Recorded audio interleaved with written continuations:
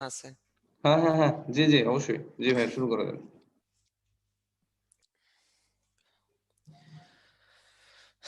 ঠিক আছে ভাইয়া আপুরা অনেকে সালাম দিচ্ছ তাদেরকে ওয়ালাইকুম আসসালাম ওয়া রাহমাতুল্লাহ। অনেকে জিজ্ঞেস করছো কেমন আছে? আলহামদুলিল্লাহ আমি ভালো আছি। আশা করি তোমরাও ভালো আছো। তো আজকে আমি আব্দুল্লাহ ঢাকা মেডিকেল থেকে সেকেন্ড হাফ আজকে আমাদের, তাই না? সেকেন্ড হাফ মানে হলো আমাদের ছিল কোন অংশ? আজকে হলো আমরা কর্মমুখী রসায়ন চ্যাপ্টারটা পড়বো। কর্মমুখী রসায়ন চ্যাপ্টারটা তোমরা ইন্টারে থাকা অবস্থায় খুব ভালোভাবে পড়ো, তাই না? নাকি ১ আর ৫ নাম্বার চ্যাপ্টার খুব মজা নিয়ে পড়ো না? আচ্ছা। ঠিক আছে। তোমরা আসলে আসলে তোমরা শুধু না, আমরাও আসলে কখনো এই চ্যাপ্টারটা আসলে ওরকম পড়তাম না। তো তোমাদের যদি ৪-৫ বছর আগে যদি তোমরা আসলে ইন্টার পরীক্ষা দিতা বা ইন্টার এই ভর্তি পরীক্ষা দিতে হতা, সেক্ষেত্রে হলো তোমাদেরকে আমি বলতাম যে তোমাদের এই চ্যাপ্টার পড়ার দরকার নেই, এখান থেকে হলো কোনো কোশ্চেন আসে না। ঠিক আছে, এই চ্যাপ্টার তোমাদের পড়ার দরকার নেই। কিন্তু তোমরা যেহেতু হলো ২০-২১ সেশনে চলে আসছো, সেহেতু তোমাদেরকে অবশ্যই অবশ্যই পড়তে হবে। কারণ দেখো বিগত বছরগুলোতে এই চ্যাপ্টার থেকে নতুন করে অনেকগুলো করে প্রশ্ন আসা শুরু করছে। 15-16 সেশনে 3টা আসছিল। তারপরে হলো 16-17তে 4টা আসছে, এখানে 7টা 5টা মেডিকেল ডেন্টাল মিলে। তার মানে তোমাদেরকে এখন এই কমিউনিকেশন চ্যাপ্টারটা পড়তে হবে। এটা একটা আনপ্রেডিক্টেবল, দেখো আবার গতবার আসে না, ঠিক আছে? একটা আনপ্রেডিক্টেবল চ্যাপ্টার। তো তোমাদের এবার বেশি করে আসতে পারে, ঠিক আছে? তো আমরা এই চ্যাপ্টারটা পড়বো। তো এই চ্যাপ্টারে অনেক কিছু বোঝার আছে নাকি, নাকি অল্প কিছু বোঝার আছে? কি কি মনে হয়? আচ্ছা, ঠিক আছে। বোঝার আছে অল্প কিছু, কিন্তু আমাদের চ্যাপ্টারটাকে কনসেস করার মতো অনেক কিছু আছে। এই চ্যাপ্টারটা হিউজ একটা চ্যাপ্টার, যদি ইনফরমেশন ধরতে যাই হিউজ হিউজ ইনফরমেশন, কিন্তু আমাদের এত ইনফরমেশন লাগবে না। আমরা এটাকে কনসেস করে নিয়ে আসবো, ঠিক আছে? আমরা অনেক কিছু বোঝার মাধ্যমে সহজ করে ফেলবো, অনেক কিছু ছন্দ দিয়ে সহজ করে ফেলবো, অনেক কিছু অনেকভাবে আমরা সহজ করে ফেলবো। তো আগামী 2 ঘন্টা, দেড় থেকে 2 ঘন্টা তোমরা আমার সাথে থাকলে দেখবা যে এই চ্যাপ্টারটা পড়তে তোমাদের কোনোই কষ্ট হচ্ছে না। তো দেখো প্রথমে এখানে দেখো, এখানে কি দেখতে পাচ্ছ তোমরা? কি দেখতে পাচ্ছ? খালি 3, তাই না? তিনের খেলা, এই চ্যাপ্টারটাই বলছো তিনের খেলা। তোমাদের খাদ্য নিরাপত্তার ভিত্তি বলো, নষ্ট হওয়া, কি কারণে নষ্ট হয়, কি কারণে ভালো থাকে, কি হয় না হয়, তো অধিকাংশ ক্ষেত্রে তোমাদের অ্যান্সার হবে দেখবা 3। তার মানে তুমি চ্যাপ্টার থেকে এই ধরনের কোনো প্রশ্ন আসলে কয়টি, তো তুমি যদি না জানো 3 দাগালে হওয়ার সম্ভাবনা 80%, ঠিক আছে? অধিকাংশ ক্ষেত্রে হয়ে যাওয়ার সম্ভাবনা আছে। তো দেখো প্রথমে আমরা দেখবো খাদ্য নিরাপত্তা। খাদ্য নিরাপত্তা হলো 1996 সালে বিশ্ব স্বাস্থ্য সংস্থা ওয়ার্ল্ড ফুড সামিট আয়োজন করেছিল। ওয়ার্ল্ড ফুড সামিট আয়োজন করেছিল। তো সেখানে খাদ্য নিরাপত্তার 3টি ভিত্তি প্রতিষ্ঠিত হয়েছিল। দেখো খাদ্য নিরাপত্তার 3টি ভিত্তির এই জিনিসগুলো তোমরা মুখস্থ করার দরকার নেই, এমনি জিনিসগুলো তোমরা বুঝো। দেখো প্রথমে হলো পর্যাপ্ত খাদ্য প্রাপ্তি, ঠিক আছে? ধরো তুমি বাজারে গেলা খাদ্য কেনার জন্য, বাজারে খাবার নাই, বাজার পুরা ফাঁকা, সেক্ষেত্রে কিছু হবে? তার মানে কি তোমার খাদ্য থাকতে হবে, 1 নাম্বার। 2 নাম্বার, বাজারে গেলা খাবার আছে কিন্তু পকেটে কি নাই? পকেটে টাকা নাই, পকেট ফাঁকা, লাভ আছে? লাভ নাই, ঠিক আছে? তার মানে খাদ্য গ্রহণের সামর্থ্য থাকতে হবে তোমার। 3 নাম্বার কি? খাদ্যের সঠিক ব্যবহার। খাদ্যের সঠিক ব্যবহার মানে কি? খাদ্যের সঠিক ব্যবহার মানে কি? খালি বিরিয়ানি খাবো নাকি? খালি বিরিয়ানি খাবো নাকি? হ্যাঁ, সঠিক ব্যবহার। অনেকেই বলছে হ্যাঁ হ্যাঁ খালি কাচ্চি, খালি কাচ্চি হবে ভাই, তাই না? তো খালি খালি খালি যদি আমরা কাচ্চি খাই, দিন শেষে কি হবে জানো? কাচ্চি খেতে খেতে এমন অবস্থা হবে, সেই কাচ্চির কারণে যখন টয়লেটে যাবো, আধা ঘন্টা ধরে টয়লেটে বসে থাকবো, টয়লেট আর ক্লিয়ার হবে না, ঠিক আছে? পরে আবার ডাক্তারের কাছে আসা লাগবে, এই ভাইয়াদের কাছে আসা লাগবে, যে এসে বলবা যে আহ কিছু তো বের হচ্ছে না, আধা ঘন্টা ধরে টয়লেটে বসেছিলাম কিছু বের হচ্ছে না। তখন আবার তোমাকে ওষুধ দিয়ে সব ক্লিয়ার করে বলা লাগবে বেশি বেশি সবজি খাবেন। তখন আবার এসে ঠিকই আবার সবজি খাওয়া শুরু করবা, কাচ্চির দিকে ভুলেও আর তাকাবা না, ঠিক আছে? তো আলটিমেটলি খাদ্যের সঠিক ব্যাপারটা তোমাকে জানতে হবে। খালি কাচ্চি খেলে হবে না, আমার খাদ্যের যে carbohydrate, protein, fat, vitamin, minerals এবং ওয়াটার, 6টা খাদ্য উপাদান, সেগুলো যাতে সুষমভাবে আমার খাদ্য উপাদান থাকে সেটা আমাদেরকে এনশিওর করতে হবে। তাহলে দেখো খাদ্য নিরাপত্তা 3টা ভিত্তি, এটা মুখস্থ করার কিছু আছে? মুখস্থ করার কিছু নাই, তোমাদের বেসিক জিনিস থেকেই জিনিসটা তোমরা বুঝতে পারতেছো। তারপর দেখো, তো আমাদের এখানে কি আছে? এখানে হলো আমার গাছ আছে কিন্তু শস্য নাই, গাছ আছে শস্য নাই, তো কি হবে? এই অবস্থা হলে আমাদের কি কি দেখো কৃষকের এখন কি করবো, তাই না? তো আমাদের এই অবস্থায় পরীক্ষার হলে, ঠিক আছে, প্রশ্ন আছে উত্তর আছে, কিন্তু প্রশ্ন আছে অপশন আছে কিন্তু উত্তর জানা নাই। পরীক্ষার হলে এই অবস্থা হয় কি হয় না? এই অবস্থা হয় অনেকে, তাই না? তো এই অবস্থায় হঠাৎ করে মনে পড়ে যায় যে আসলে এটা তো এই চ্যাপ্টার পড়েছিলাম, এত নাম্বার পৃষ্ঠায় পড়েছিলাম, মনে পড়ে যায়।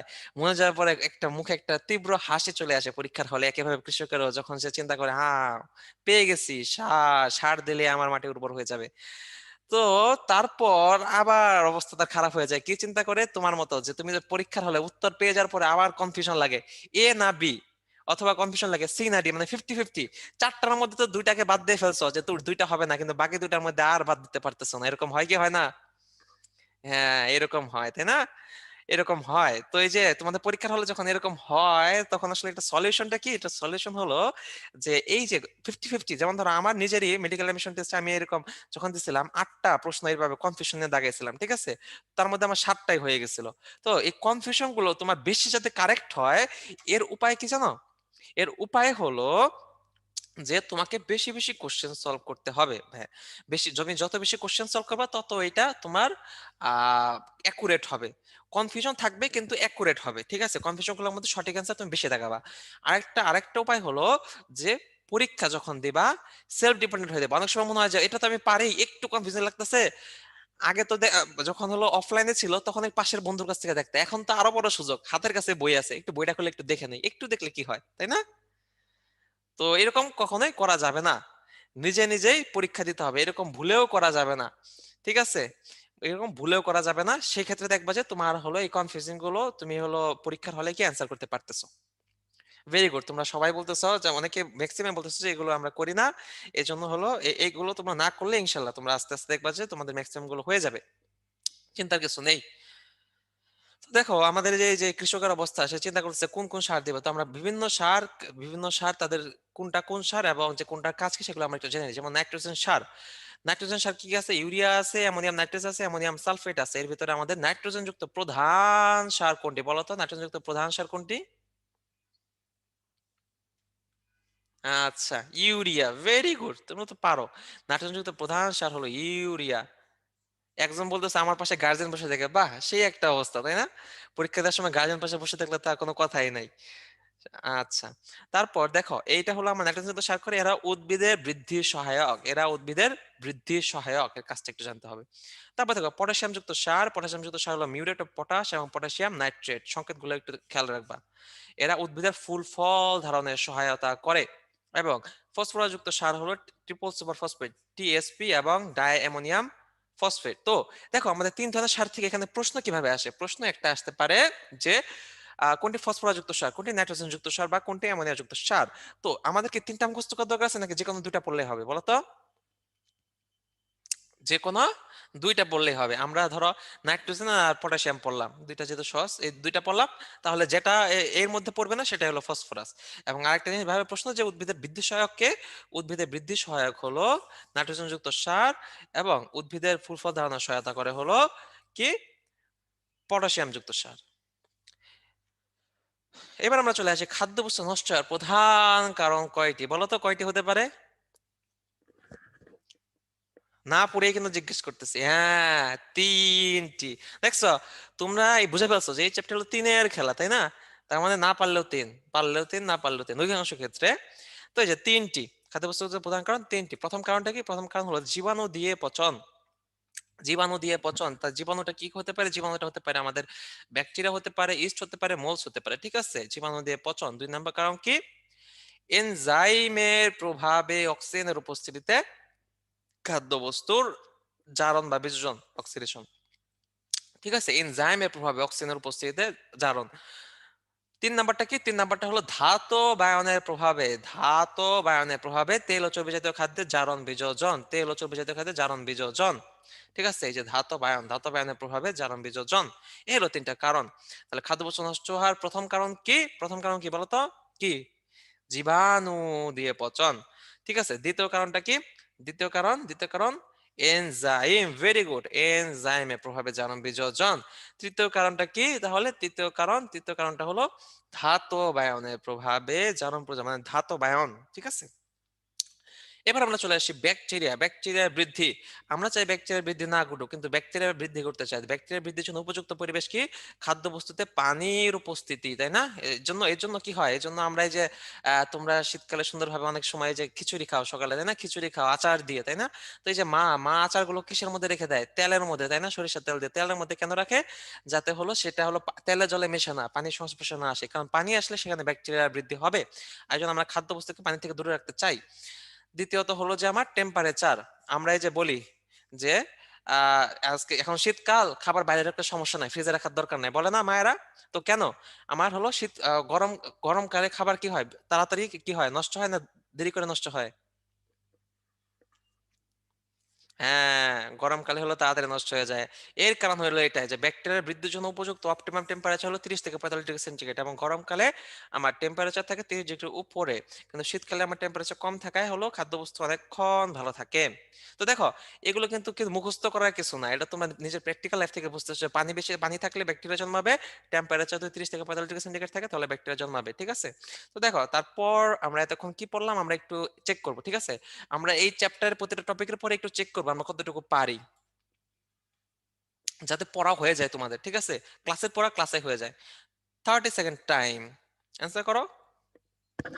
অ্যান্সার করো, 30 সেকেন্ড টাইম। আমি আশা করব সবাই সঠিক অ্যান্সার দেখাবা, অন্তত 90%। প্রধান সার বলছি, নাইট্রোজেন যুক্ত সার বলে নাই, প্রধান সার, নাইট্রোজেন যুক্ত প্রধান সার।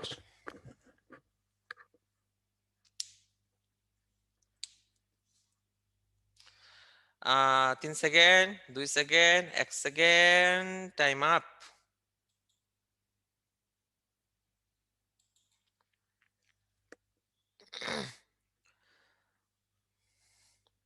তো দেখো, যে তোমরা অধিকাংশই ঠিক দাগিয়েছো। প্রধান সার হবে ইউরিয়া। তিনটা নাইট্রোজেন যুক্ত তিনটা সারই কিন্তু এখানে আছে, কিন্তু প্রধান সার হলো ইউরিয়া। তো এখানে একটা ট্র্যাপ কি ছিল, যে এখানে হলো তিনটা নাইট্রোজেন যুক্ত সার ছিল, তো ফার্স্টেই দেখলে মাথা ভাই ঠিক থাকে না, যখনই এটা দেখছো যে এটা তো নাইট্রোজেন যুক্ত সার, অ্যামোনিয়াম নাইট্রেট, আজকে দাগিয়ে ফেলে। তো এই জিনিসটা হয় আমাদের, বুঝছো, পরীক্ষার হলে এই জিনিসটা আমাদের অনেক অনেক হয়, তো এই কাজটা হওয়া যাবে না। এই কাজটা আসলে কি, যে ধরো একবার প্রশ্ন আসছিল ক্রোমোজোমের সংখ্যা কত, ক্রোমোজোমের সংখ্যা কত, কতে ছিল 23টি, ঠিক আছে, ঘতে ছিল 23 জোড়া। তো পরীক্ষার হলে 23 দেখলে কি মাথা ঠিক থাকে? আরে বাবা পাইছি, তাই না? পরীক্ষার হলে 23 দেখলে মাথা কি ঠিক থাকে না, তাই না? পরীক্ষার হলে 23 দেখলে মাথা ঠিক থাকে না। তো এই জিনিসটাই হয়। তো এই কাজগুলো হলো করা যাবে না। ঠিক আছে? তো 23 দেখলে মাথা ঠিক থাকে না, আলটিমেটলি ভুল দাগে আসো, যে কতে 23টি ছিল ওইটাই দাগে চলে আসো। তো এই কাজটা করা যাবে না, সবসময় কেয়ারফুল থাকা লাগবে। তারপর তারপর হলো আমাদের যে চলে আসে আমাদের খাদ্য সংরক্ষণের উপায়। খাদ্য সংরক্ষণের উপায়, ঠিক আছে? খাদ্য সংরক্ষণের উপায় কয়টি বলো তো, তোমরাই বলো। কি কি, কয়টি, কি কি, কি কি? 3 2 3 2 3 2, আচ্ছা কি কি বলো এখন? অনেকে বলছে 3, অনেকে বলছে 2, কি কি খাদ্য সংরক্ষণের উপায়, কি কি? খাদ্য সংরক্ষণের উপায় প্রাকৃতিক, কৃত্রিম। আচ্ছা ঠিক আছে। দেখো, তোমরা ম্যাক্সিমামই ঠিক আছে খাদ্য সংরক্ষণ উপায় দিছো হলো প্রাকৃতিক, কৃত্রিম, ন্যাচারাল, আর্টিফিশিয়াল। ঠিক আছে, আর্টিফিশিয়াল এটা দিছো। তো এই জায়গাটা হলো ঘাপলা। ঘাপলাটা হলো কি, প্রাকৃতিক, কৃত্রিম যাই হোক সেটা তো রাসায়নিক প্রিজারভেটিভ, মানে মানে ফুড প্রিজারভেটিভের ভিতরে পড়তেছে, তাই না? প্রিজারভেটিভের ভিতরে প্রাকৃতিক, কৃত্রিম আরো কিন্তু কিছু আছে। দেখো এটা কি, তোমরা কক্সবাজার গেছো কে কে? হ্যাঁ, কক্সবাজার গেছো কে কে এখানে? কক্সবাজার কে গেছো? আচ্ছা, অনেকেই গেছে, তাই না? তো এই যে কক্সবাজার থেকে তোমার শুটকি নিয়ে আসো, এই শুটকি কিন্তু কোনো প্রিজারভেটিভ না। এখানে কি হয়, এখানে শুকানো হয়, মাছগুলোকে এখানে শুকানো হয়, তাই না? তার মানে খাদ্যবস্তু শুষ্ককরণ করাও কিন্তু আমাদের প্রিজার্ভেশনের একটা পার্ট, যে আমাদের হলো ফুড প্রিজার্ভেশন করতে পারি, সংরক্ষণ করতে পারি। আর একটা কি দ্বারা করতে পারি, আমাদের কুলিং বা শীতলীকরণ, তাই না? তার মানে আমাদের প্রিজারভেটিভের পাশাপাশি শীতলীকরণ এবং শীতলীকরণ এবং শুষ্ককরণ দুইটাও কিন্তু প্রিজার্ভেশনের প্রসেস। এখন তাহলে খাদ্য শুষ্ককরণের ক্ষেত্রে আমাদের যে গুরুত্বপূর্ণ সেটা হলো পানি সক্রিয়তা। পানি সক্রিয়তা জিনিসটা কি? পানি সক্রিয়তা জিনিসটা হলো যে আমাদের খাদ্য বস্তুতে কতটুকু জলীয় বাষ্প আছে এবং যে তার আশেপাশে কতটুকু জলীয় বাষ্প আছে তার অনুপাতটাকে আমরা বলতেছি পানি সক্রিয়তা। তো খাদ্য বস্তুতে পানি থাকা ভালো নাকি না থাকা ভালো বলো তো? থাকা ভালো না না থাকা ভালো? না থাকা। তার মানে ধরো খাদ্য বস্তুতে পানি একদম শূন্য, ঠিক আছে, একদম শুষ্ক খাদ্য, তাহলে আমার পানি সক্রিয়তা কত হবে? পানি সক্রিয়তা কত হবে? পানি সক্রিয়তা কত হবে? শূন্য। তার মানে আমার পানি সক্রিয়তার ভ্যালু যত কম হবে সেটা আমার জন্য তত ভালো না খারাপ? পানি সক্রিয়তার ভ্যালু কম হলে ভালো না খারাপ? ভালো। এই জিনিস চাই। তাহলে পানি সক্রিয়তা জিনিসটা তোমরা বুঝলা, যে হলো আমাদের খাদ্য বস্তুতে কতটুকু পানি আছে সেটা, এবং আমাদের জলীয় বাষ্পে বাইরে কতটুকু পানি আছে তার অনুপাতটাকে আমরা বলতেছি পানি সক্রিয়তা। তো এই পানি সক্রিয়তার মান কত হবে? মান হতে পারে 0 থেকে 1-এর ভেতরে। পানির সক্রিয়তার মান হতে পারে 0 থেকে 1 এর ভেতরে। তো বিভিন্ন বস্তুর তো পানির সক্রিয়তার ক্ষেত্রে তাহলে এই যে দেখো একটু আগে বললাম যে আমাদের পানি বাষ্পবিহীন শুষ্ক খাদ্যতে, সম্পূর্ণ শুষ্ক খাদ্যতে আমার তাহলে পানির সক্রিয়তা কত হবে? 0। তার কোটাজাত করণের ক্ষেত্রে পানির সক্রিয়তার মান 0.6 এর কম রাখা হয়। এবং পানির সক্রিয়তা কত হলে সেখানে ব্যাকটেরিয়া ছত্রাক জন্মাতে পারে? ব্যাকটেরিয়া জন্মাতে পারবে যখন পানির সক্রিয়তা হলো মোর দেন 0.90 হবে। ইস্ট জন্মাতে পারবে যখন মোর দেন 0.88 হতে পারে। ছত্রাক জন্মাতে পারবে যখন মোর দেন 0.80 হবে। ব্যাকটেরিয়া জন্মাতে পারবে যখন মোর দেন 0.90, ইস্টের ক্ষেত্রে মোর দেন 0.88 এবং ছত্রাকের ক্ষেত্রে মোর দেন 0.80। ঠিক আছে? তারপরে এসে কেস হার্ডেনিং জিনিসটা কি তোমরা বুঝো? কেস হার্ডেনিং অনেকে বোঝে না, অনেকে বুঝে, অনেকে বোঝে না, অনেকে বুঝে। আচ্ছা, ঠিক আছে। দেখো কেস হার্ডেনিং জিনিসটা কি? আচ্ছা, কেস জিনিসটা কি? কেস কি? কোন একটা জিনিসের বাইরের আবরণটাকে আমরা কি বলি? কেস বলি না? কোন একটা জিনিসের বাইরের আবরণটাকে আমরা কেস বলি। ঠিক আছে।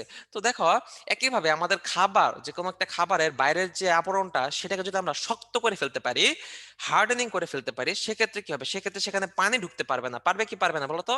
পানি ঢুকতে সেখানে পারবে না। সেখানে পানি ঢুকতে পারবে না। পানি ঢুকতে না পারলে সেটা আমার সংরক্ষিত হবে কি হবে না?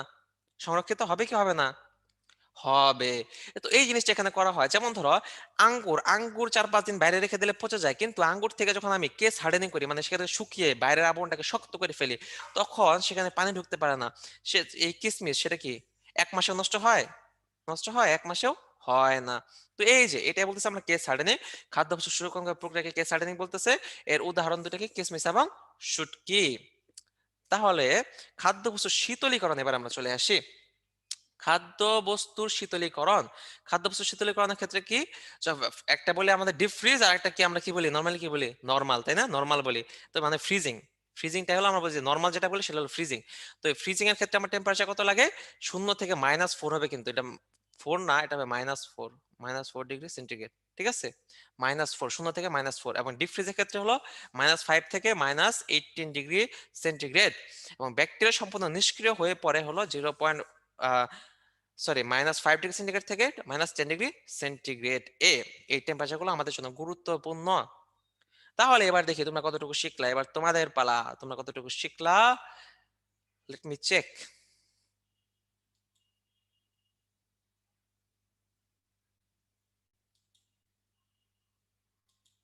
ও সরি, তোমাদের পোলটা মনে হয় আমি বন্ধ করছিলাম না,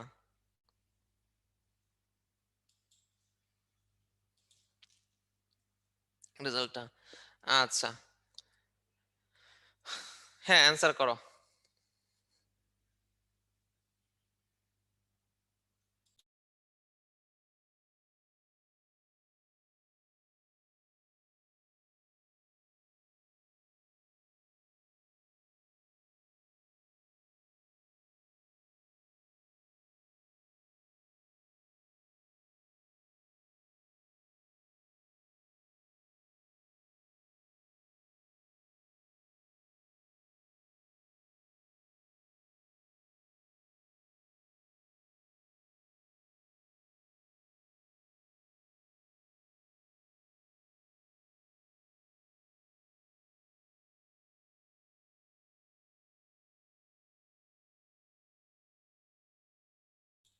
ঠিক আছে, তোমরা অধিকাংশ সঠিক অ্যান্সার দাগিয়েছ। Very good. তোমাদেরকে অভিনন্দন, তোমরা সবাই অধিকাংশ সঠিক অ্যান্সার দেখানোর জন্য। তো দেখো তাহলে পানি সক্রিয়তার মান তাহলে 0.88 কার ক্ষেত্রে?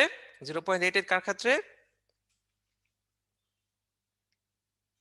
হ্যাঁ, ইস্টের ক্ষেত্রে। আচ্ছা, পোল ১ নাম্বারটাও জিজ্ঞেস করতেছে অনেকে। পোল ১ নাম্বারটা তোমরা যেটা অধিকাংশ দাগিয়েছিলে সেটাই সঠিক অ্যান্সার ছিল। তো চিন্তার কিছু নাই। তারপরে দেখো ফুড প্রিজারভেটিভ। ফুড প্রিজারভেটিভ হলো কয় রকমের? প্রাকৃতিক এবং কৃত্রিম ২ রকমের।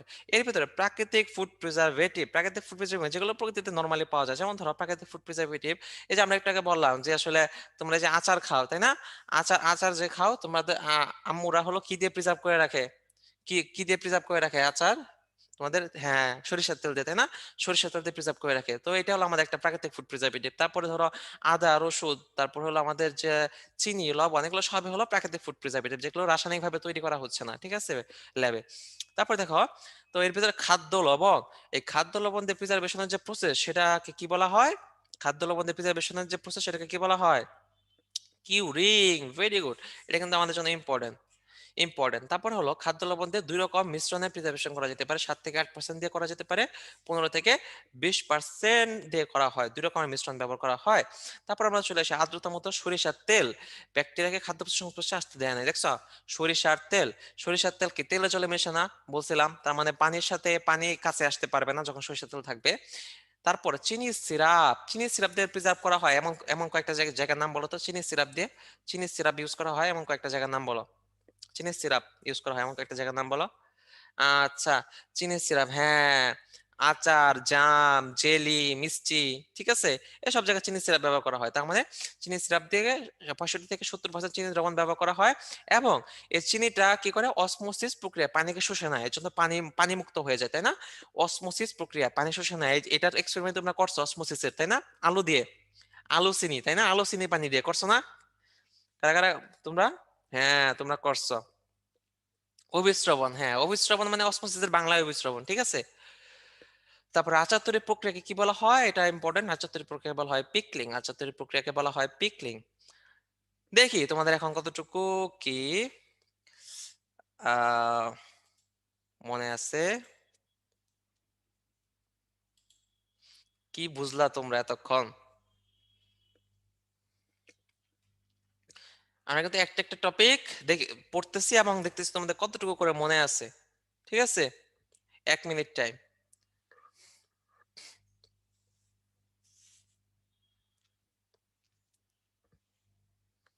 1 মিনিট টাইম।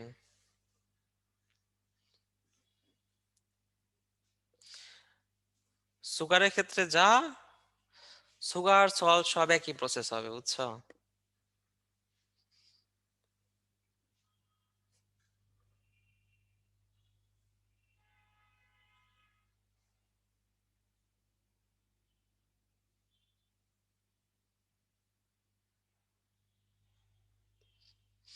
আচ্ছা, তোমাদের এখানকার 2 নাম্বার পুলটা ভুলে অপশন ভুল সেট করা হয়েছে, বুঝছো? তোমাদের 2 নাম্বার পুলটা তোমরা যে যাই দাগাও, সবাই আসলে কারোটাই সঠিক হবে না, তো যে কোনো একটা দাগিয়ে দিলেই হবে। 2 নাম্বার হলো সল্টিং প্রক্রিয়া খাদ্য সংরক্ষণের সময় যে কোনটি ঘটে, সেখানে 3 নাম্বার অপশনে হবে হলো অসমোসিস, সেটা সঠিক অ্যান্সার হইতো। এখানে 2 3 দুইটাই ডিফিউশন হয়ে গেছে, এই আর কি। তো এটা নিয়ে চিন্তা করার কিছু নেই, আমি পুলটা শেষ করে দিচ্ছি।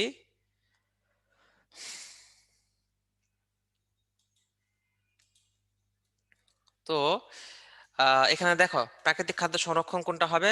এখানে 4টার মধ্যে তোমরা ম্যাক্সিমাম খাদ্য লবণ দেখাচ্ছ এবং সেটা সঠিক অ্যান্সার, বুঝছো? খাদ্য লবণটা হবে সঠিক অ্যান্সার, যেহেতু আমরা বলছি প্রাকৃতিক খাদ্য সংরক্ষণ হলো লবণ, ঠিক আছে, বি নাম্বার।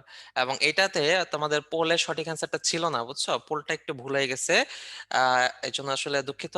সল্ট ইম্প্রুভের খাদ্য লবণ সংরক্ষণের সময় নিচের কোনটি ঘটে, সেটা হবে অসমোসিস। এটা হবে অসমোসিস, অসমোসিস অপশনে ছিল না, অসমোসিস, ঠিক আছে। সল্টিং এর ক্ষেত্রেও সুগারের ক্ষেত্রেও, সল্ট সুগার দুটার ক্ষেত্রে হবে অসমোসিস, ঠিক আছে, অসমোসিস। তো ওটা তোমরা 100% সঠিক অ্যান্সার হয়ে যাবে, মানে যারা যারা দেখাচ্ছে সবই সঠিক অ্যান্সার, কোনো সমস্যা নেই। এবার আমরা চলে আসি আমাদের রাসায়নিক ফুড প্রিজারভেটিভ এবং ফুড অ্যাডেটিভস। রাসায়নিক ফুড প্রিজারভেটিভ এবং ফুড অ্যাডেটিভস, রাসায়নিক ফুড প্রিজারভেটিভ একটু খেয়াল করো। তোমরা হয়তো কখনো এভাবে চিন্তা করো না, কিন্তু এখন একটু খেয়াল করো যে আসলে আমাদের সবকিছু লজিক্যাল। যেমন ধরো, আমাদের দেখো রাসায়নিক ফুড প্রিজারভেটিভ 3 রকম: অ্যান্টি মাইক্রোবিয়াল, অ্যান্টি অক্সিডেন্ট এবং আমাদের কিলেটিং এজেন্ট।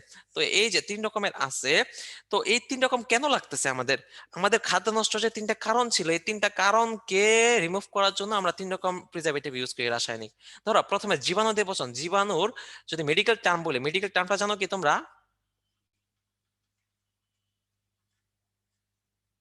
মাইক্রোবস, ঠিক আছে। মেডিকেল টার্মটা হলো মাইক্রোবস, ঠিক আছে, মাইক্রোবস। মাইক্রোবস বা প্যাথোজেন যেটাই বলি, মাইক্রোবস। তো এই মাইক্রোবস বা জীবাণুকে ধ্বংস করার জন্য আমরা কি করছি?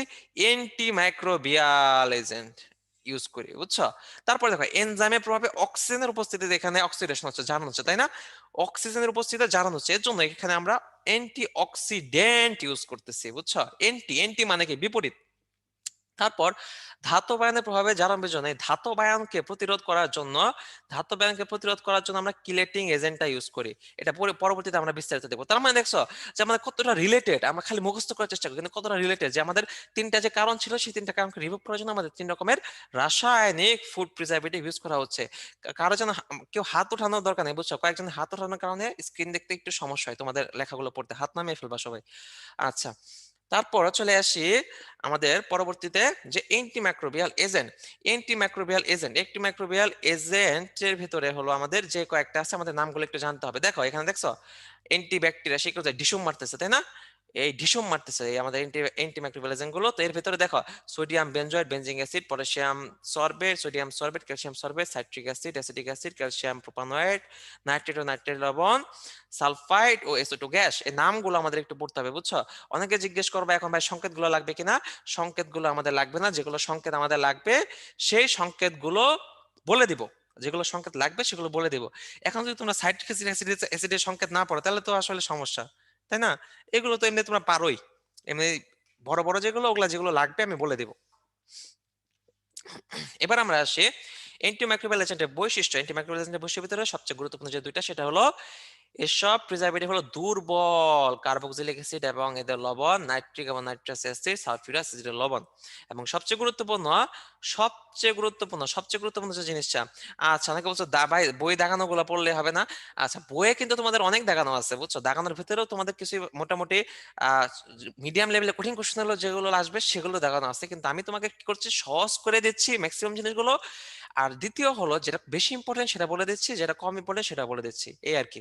তো তার মানে তোমাদেরকে একটু গুরুত্ব দিয়ে শুনতে হবে যে দুই একজনের এই এই জিনিসটা চিন্তা করতেছো। তো দেখো আমাদের এসিডের মধ্যে পিএইচ এর মানটা খুবই খুবই গুরুত্বপূর্ণ।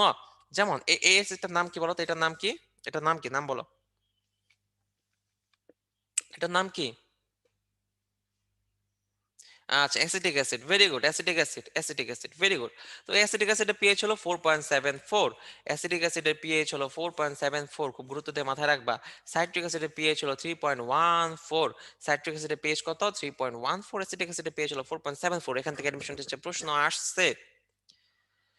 এবার আমরা চলে আসি সোডিয়াম বেনজয়েড ও বেনজোইক অ্যাসিড। ঠিক আছে, সোডিয়াম বেনজয়েড ও বেনজোইক অ্যাসিড এটা হলো আমাদের নিরাপদ খাদ্য সংরক্ষক। কারণ কি? কারণ এটা হলো আমরা দৈনন্দিন জীবনে ব্যবহার করতেছি। এই যে তোমরা, সরি, এই যে তোমরা চানাচুর খাও, চিপস খাও, পনির খাও, সালাদ খাও, আচার, টমেটো সস, উফ, টমেটো সসের কথা শুনলে তো জিহ্বায় পানি চলে আসে না? তোমরা তো সকালে খাওয়া দাওয়া করছো, তোমাদের কোনো সমস্যা নেই। তো এই আর কি।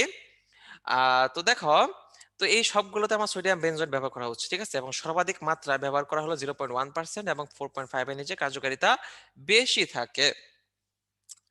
এবং তোমরা একটা বিষয় মাথায় রাখবা যে আমাদের যে এই যে যতগুলো অ্যান্টিমাইক্রোবিয়ালিজম বললাম এর ভিতরে আমাদের অনেক তথ্য আছে বইয়ে দেখবা, সেখানকার ভিতরে আমাদের তেমন সবগুলো কিছুই লাগবে না। আমাদের যেটা জাস্ট সবগুলো থেকে একটা জিনিস পড়বা, সেটা হলো অনুমোদিত মাত্রা। অনুমোদিত মাত্রাটা তোমরা একটু পড়বা। তারপর আসো আমাদের প্যারাবেন। প্যারাবেন জিনিসটা কি? প্যারাবেন জিনিসটা হলো প্যারাহাইড্রোক্সি বেনজোইক অ্যাসিডের বেনজোইক অ্যাসিড, ঠিক আছে? প্যারাহাইড্রোক্সি বেনজোইক অ্যাসিডের কিছু এস্টারকে আমরা বলতেছি প্যারাবেন। প্যারাবেনের গুরুত্বপূর্ণ হলো দুটা, যে কি কি কাজে লাগে। যেমন ব্রেস্ট ক্যান্সারের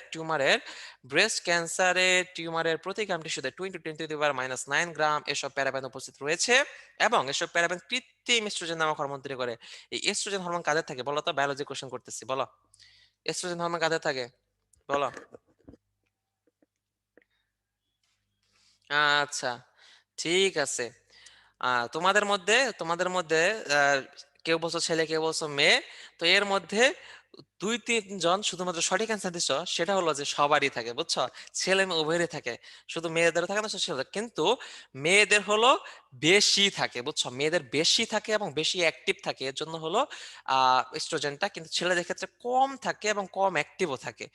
তো কোনো কোনো ছেলের ক্ষেত্রে এক্সট্রোজেনটা একটু বেশি হয়ে যায়, বুঝছো? সেক্ষেত্রে তার মধ্যে কিছু মেয়েলি বৈশিষ্ট্য দেখা যায়, এই আর কি। তো আমরা চলে আসি নাইট্রাইট ও নাইট্রেট লবণ, ঠিক আছে? নাইট্রাইট ও নাইট্রেট লবণ, এসব লবণ হলো ক্লস্ট্রিডিয়াম বোটুলিনামের কোষ মেমব্রেন ফাটিয়ে দেয়। ক্লস্ট্রিডিয়াম বোটুলিনাম জিনিসটা কি? খায় না, মাথায় দেয়, এটা কি? ক্লস্ট্রিডিয়াম বোটুলিনাম এটা কি? ভেরি গুড, এটা হলো একটা ব্যাকটেরিয়া, তাই না? তো ব্যাকটেরিয়া কোষ মেমব্রেনকে ফাটিয়ে দিলে ব্যাকটেরিয়া নষ্ট হয়ে যায়। তারপর আর কি করে? মাংসজাত দ্রব্য সংরক্ষণে ব্যবহার করা হয়। নাইট্রোসামিন তৈরি করে, যা ক্যান্সার সৃষ্টিতে করতে পারে। এখন দেখি তোমাদের কতটুকু মনে আছে, তাই না? এখন তোমাদের টেস্টের পালা। তোমাদের কতটুকু মনে আছে চেক করতে হবে। চেক করতে হবে, ঠিক আছে? দেখি 30 সেকেন্ড টাইম। একটা পোল 30 সেকেন্ড টাইম।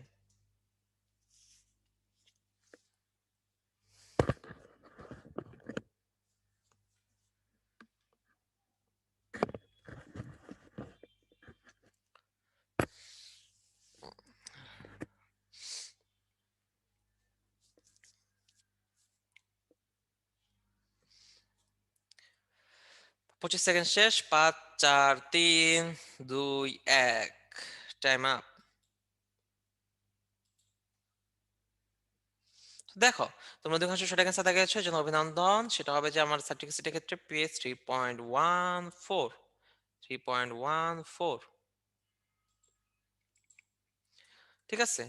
তাহলে আমাদের 3.14। তাহলে এই যে আমাদের যে এই অপশনটা ছিল এখানে 4.74, এটা কার ক্ষেত্রে? 4.74 কার ক্ষেত্রে? কার ক্ষেত্রে? Acetic acid. Very good. আচ্ছা, ভেরি গুড।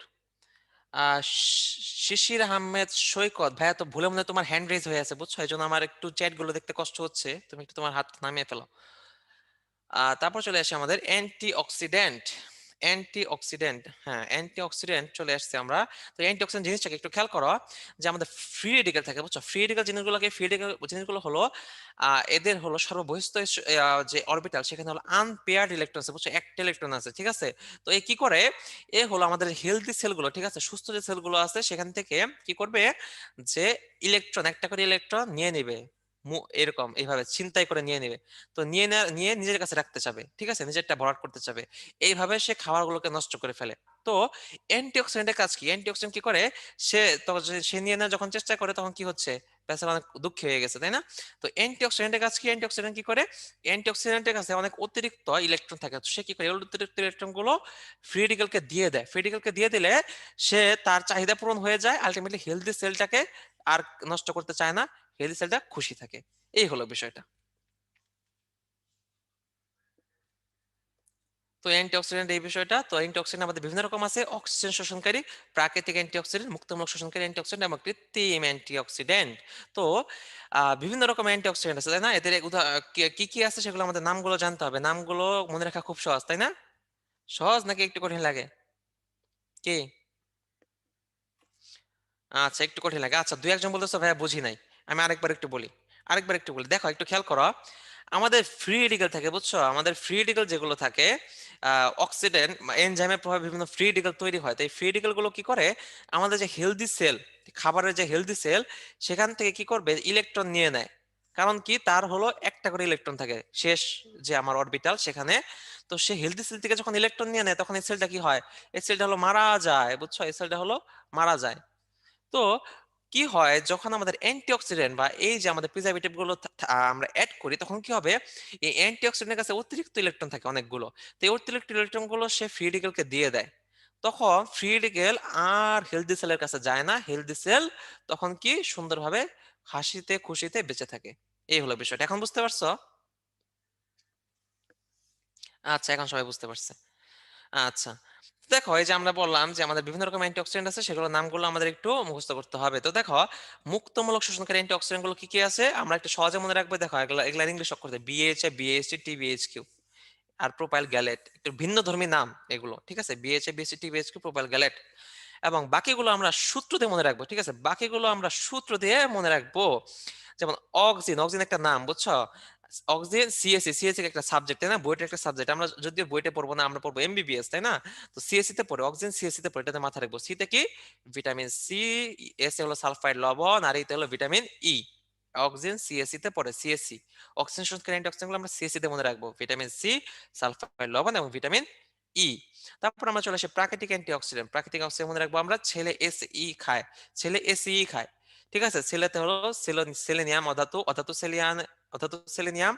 এতে হলো ভিটামিন এ, সিতে হলো ভিটামিন সি, ইতে হলো ভিটামিন ই। একবার এমিশন টেস্টে কোশ্চেন আসছিল এটা, কিন্তু প্রাকৃতিক অ্যান্টিঅক্সিডেন্ট কোনটি, কিন্তু অপশনে চারটার একটাও ছিল না। অপশনে ছিল অ্যাসকর্বিক অ্যাসিড। অপশনে ছিল অ্যাসকর্বিক অ্যাসিড। তাহলে অ্যান্সার কি হবে? Ascorbic acid. তো অ্যাসকর্বিক অ্যাসিডের আরেকটা নাম কি? এক্সট্রোভার্টের আরেকটা নাম কি? Vitamin C. Very good, vitamin C. তো আমাদের এরকম ভিটামিন গুলোর আরেকটা নামটা একটু জানতে হবে। ভিটামিন সির আরেকটা নাম কি সেটা আমাদের একটু জানতে হবে। Ascorbic acid. ভিটামিন এর আরেকটা নাম কি? Beta carotene. তারপর আমরা চলে আসি বিভিন্ন ধরনের ভিটামিন, এটা একটু ডাইজেস্ট থেকে আমাদের পড়তে হবে। কি পড়তে হবে? আমাদের ভিটামিনের নাম পড়তে হবে, এর গাঠনিক নামটা পড়তে হবে, উৎস পড়া লাগবে না, সোর্স পড়া লাগবে না। কাটা কাটা, ঠিক আছে, যত খুশি কেটে দেবে। এবং এর অভাবে কি কি রোগ হয়, ঠিক আছে। তো দেখো ভিটামিন এর গাঠনিক নাম হলো রেটিনল। ভাই একটু আগে বললেন বিটা ক্যারোটিন, এখন বললেন রেটিনল, কিভাবে দুই রকম কথা বলেন, তাই না? নাকি যদি দুই জায়গায় দুই রকম নাম কেন তোমরা জানো? জানো নাকি তোমরা? আচ্ছা, অধিকাংশই জানো না।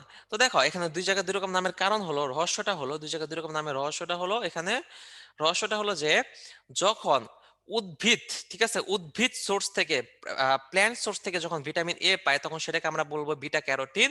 কিন্তু যখন প্রাণী সোর্স থেকে, প্রাণীজ সোর্স থেকে, ঠিক আছে, যখন আমরা পাবো তখন সেটাকে বলবো রেটিনল। বুঝা গেছে? প্রাণীজ সোর্স থেকে বলবো রেটিনল, উদ্ভিজ্জ সোর্স থেকে বলবো, হ্যাঁ সবাই বুঝতে পারছো।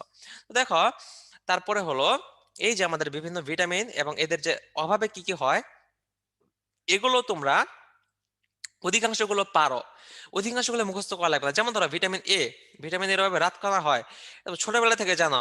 তোমাদের এমন কারো মা আছে বলতো না যে মাছ খায়, যেমন আমি মাছ খেতে চাইতাম না, বলতো যে না বাবা ছোট মাছ খেতে হবে, ছোট মাছ খেতে হবে, ছোট মাছ না খেলে কিন্তু চোখে জ্যোতি পারবে না, তাই না?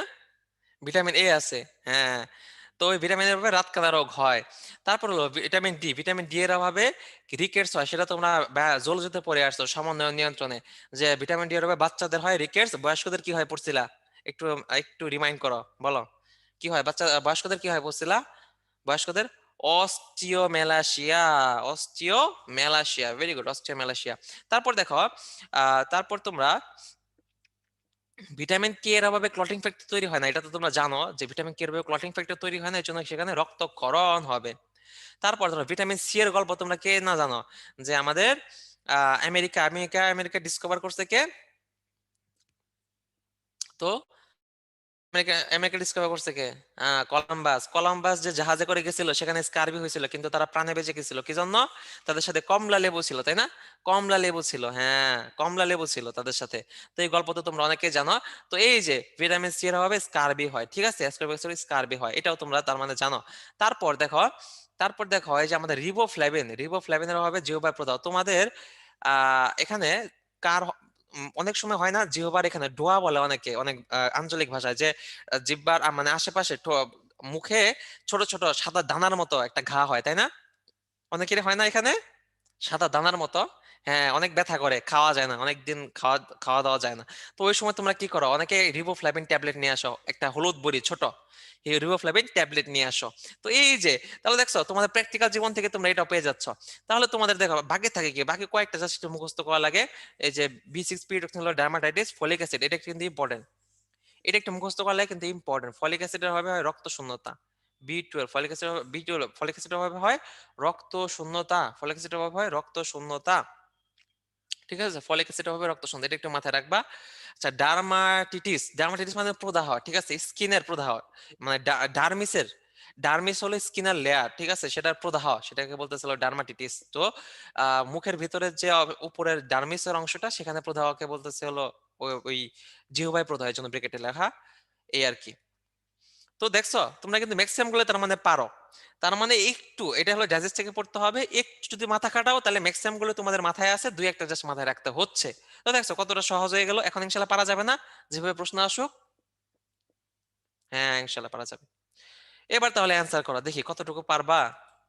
খুব তো বললা পারবা, এবার আমি দেখতে চাই তোমরা কতটা পারবা। এখানে দুইটা কোশ্চেন আছে, 1 minute time.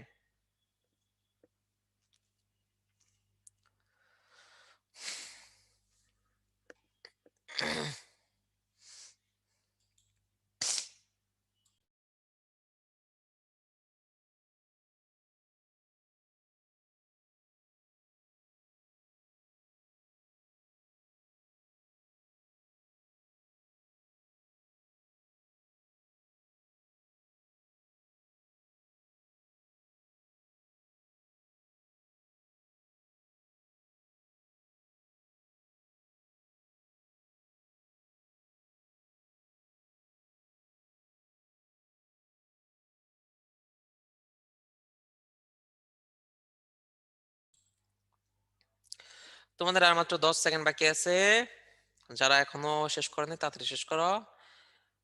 6 second, 5 second, 4, 3, 2, 1, time up. দেখো মুক্ত মস্তিষ্ক কারেন্ট হচ্ছে 9 কোণটি, তোমরা অধিকাংশ সঠিক আনসার দাগিয়েছো, নিচের কোণটি সঠিক। ফলে কিছু রক্ত শূন্যতা হয়, অধিকাংশ সঠিক আনসার দাগিয়েছো, অনেক অনেক অভিনন্দন। তার মানে তোমাদের পড়া হয়ে গেছে। এখন দেখো একটু খেয়াল করো, যে দেখো সালফাইড লবণ বললাম, এই সালফাইড লবণটা বলো তো কোন ধরনের অ্যান্টিঅক্সিডেন্ট? সালফাইড লবণ, সালফাইড লবণটা কোন ধরনের বলো? হ্যাঁ, অক্সিজেন শোষণকারী অ্যান্টিঅক্সিডেন্ট, ভেরি গুড, সিএসসি, তাই না? সিএসসি। তারপর দেখো এখানে আমাদের ছিল হলো কোনটি কোনটি সঠিক। তো রেটিনলের অভাবে কি হয় বলো তো? রেটিনলের অভাবে, রেটিনলের অভাবে কি হয়? রাত কানা, ভেরি গুড। স্কারবি হয় কিসের অভাবে? স্কারবি, স্কারবি কিসের অভাবে? Vitamin C, very good. তারপর হলো আমাদের যে অ্যাসকর্বিক অ্যাসিড, রাত কানা। তার মানে এটা, তার মানে তোমরা সবগুলোই অপশন যেভাবে দেখ পারবা। তারপর চলে আসে আমাদের কিলেটিং এজেন্ট। একটাকে বললাম যে ধাতু, ধাতব আয়নের ক্ষেত্রে কিলেটিং এজেন্ট ইউজ করা হয় কেন? কারণ দেখো ধাতব আয়ন কিভাবে আমাদের খাবারকে নষ্ট করে। দেখো এই যে আমাদের খাবার, ঠিক আছে, সে কি করবে, ধাতব আয়ন কি করবে, সে আমাদের খাবারের যে ইলেকট্রন গুলো, ও যে আমাদের যে পরমাণু অণুগুলো আছে সেগুলোর ইলেকট্রন গুলোকে সে কি করবে, নিয়ে নিবে। ঠিক আছে, ধাতব আয়ন গুলো, এই যে ইলেকট্রন গুলো সে নিয়ে নিছে, মু হা হা হা হা, তাই না, নিয়ে নিছে। তো যখন আমাদের কিলেটিং এজেন্ট থাকবে, কিলেটিং এজেন্ট যখন থাকবে সে কি করবে জানো, এই ধাতব আয়নের সাথে সে নিজে বাইন্ড করবে, বাইন্ড করে একে নজরদারিতে রাখবে, বুঝছো, এইভাবে নজরদারিতে রেখে দিছে। তাহলে আর ইলেকট্রন নিতে পারবে না, এই জন্য রেটিনল খুব খুশি, তাই না? এই ইলেকট্রন, তার ইলেকট্রন তার কাছে আছে এবং খাদ্যবস্তু নষ্ট হচ্ছে না, বুঝা গেছে? আবার বুঝতে চাইছো অনেকে, তো একটু শোনো, ঠিক আছে, একটু শোনো। যে দেখো আমাদের যে ধাতব আয়নগুলো থাকে, ধাতব আয়নের প্রভাবে জারণ বিযোজন বলছিলাম, ধাতব আয়নগুলো কি করে, যে আমাদের খাদ্যবস্তুর যে অণুগুলোর ইলেকট্রন সেগুলোকে কি করে, নিজের কাছে নিয়ে নেয়। ঠিক আছে, নিজের কাছে নিয়ে নিলে কি, তাহলে ইলেকট্রন যখন নিয়ে নিচ্ছে তখন সেটা হলো নষ্ট, খাদ্যবস্তু পচে যাচ্ছে, নষ্ট হচ্ছে। কিন্তু যখন আমাদের চিলেটিং এজেন্ট থাকবে তখন সেটা আমাদের মেটালাইট ধাতব আয়নের সাথে কি করবে, বাইন্ড করবে। এরা একটা একটার সাথে বন্ধন ফর্মেশন করবে, বাইন্ড করলে ধাতব আয়নটা আর মুক্ত থাকে না এবং সে খাদ্যবস্তুতে কোনো ঝামেলা করতে পারে না, খাদ্যবস্তু ভালো থাকে। তো তাহলে কেলটেক এজেন্ট ধাতব আয়নকে প্রশমিত করে। তাহলে এখন বোঝা গেছে জিনিসটা? হ্যাঁ, এখন সবাই বুঝতে পারছে, ভেরি গুড। তাহলে ধাতব আয়নকে প্রশমিত করে কে? কিলেটিং এজেন্ট, এই একটা ভালো এমসিকিউ। আর একটা হলো ইডিটিএ, ইডিটিএ নামটা খুব ভালোভাবে মনে রাখবা, ঠিক আছে? কিলেটিং এজেন্টের মধ্যে মেইন যেটা ইডিটিএ, আর একটা হলো ইথিলিন ডায়ামিন, দুইটা নাম মাথায় রাখতে হবে। ফুড অ্যাডিটিভস, ফুড অ্যাডিটিভস এর ভিতরে কয়েকটা জিনিস মাথায় রাখতে হবে। ইমালসিফায়ার, ইমালসিফায়ার কে লেসিথিন, লেসিথিন হলো E322, ঠিক আছে, ইমালসিফায়ার হিসেবে ব্যবহৃত হচ্ছে। তারপর আমাদের মিষ্টতা প্রদানকারী, মিষ্টতা প্রদানকারী, অনেকে ডায়াবেটিস, তাই না, ডায়াবেটিস হলে আরো বেশি খাইতে চায়, মিষ্টি দেখলেই চোখে, মানে চোখে না, সরি, জিহ্বায় লালা চলে আসে, তাই না, চোখে পানি চলে আসে, এই আর কি অবস্থা। তো ডায়াবেটিক চকলেট এখন আবার, ডায়াবেটিস রোগীরা এখন সবই খেতে পারে, তাই না? তাদের ডায়াবেটিক মিষ্টি, ডায়াবেটিক চকলেট সবকিছু তৈরি হয়ে যাচ্ছে। এটা কি দিয়ে হচ্ছে? চিনি দিয়ে না, এগুলো হচ্ছে সরবিটল দিয়ে, E420, এই আর কি। এবার চলে আসি আমরা কি আসলে এতক্ষণ অল্প সময় কি পড়ছি সেখান থেকে আমরা জানবো না, এটা আমরা জানবো হলো আউট অফ টপিক, তাই না? একটু আগের পড়া দেখি, আগের পড়া মনে আছে কিনা একটু আমি দেখতে চাই, এখন 30 সেকেন্ড টাইম। একটু আগের পড়া, মানে এখন এই রিসেন্ট যেটা পড়েছে সেটা না, তার আগের পড়া দেখি মনে আছে কিনা। এইটা মনে থাকা মানে হলো ক্লাসটা তোমাদের খুব খুব ইফেক্টিভ হচ্ছে এবং তোমরা ম্যাক্সিমাম এর মনে রাখতে পারবা। দেখি,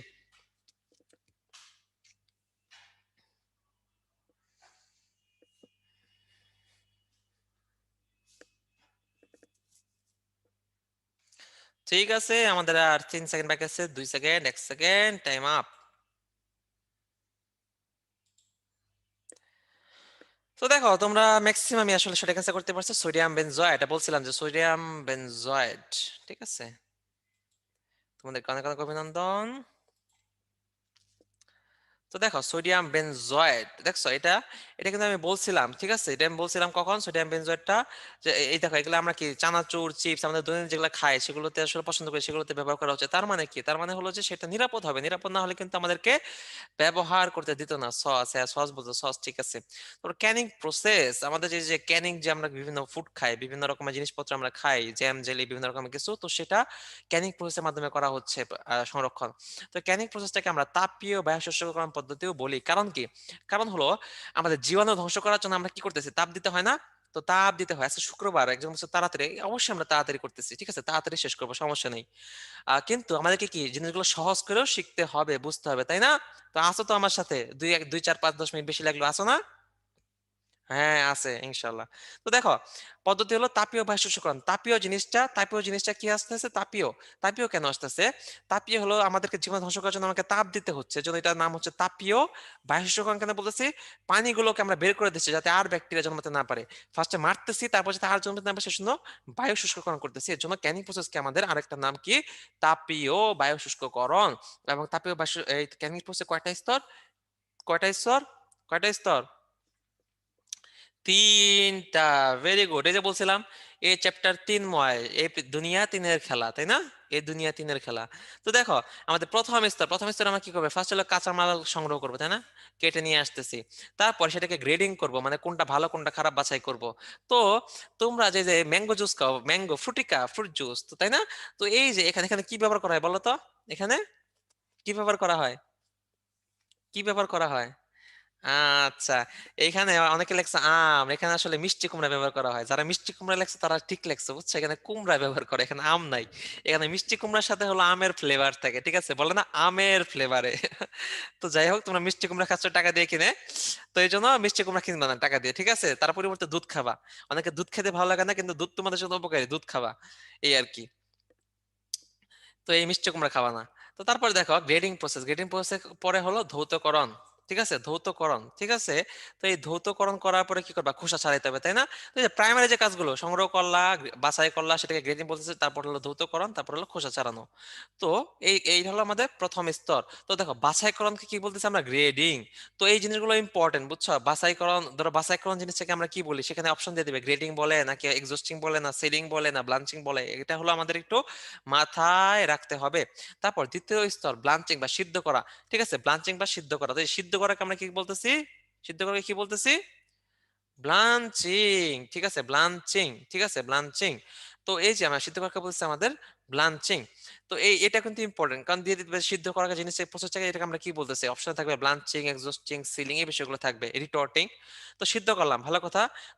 সবগুলোকে কি সিদ্ধ করবো গণহারে? সবগুলোকে করবো কি? না, সবগুলো করবো না। যেগুলো পাকা ফল সেগুলো কিন্তু সিদ্ধ করা যাবে না, সেগুলো সিদ্ধ করলে অবস্থা খারাপ হয়ে যাবে। তো সবগুলোকে আমার সিদ্ধ করা যাবে না, এই আর কি। তারপর হলো সিদ্ধ করার পর কি হবে? কোটাজাতকরণ করতে হবে, কোটায় ভরতে হবে। কোটায় ভরলাম, কোটায় ভরার পরে সেখানে কি করতে হবে? আমাদের প্রিজারভেটিভ অ্যাড করতে হবে। ক্যানিং তরল যোগ করতে হবে। ক্যানিং তরল কি?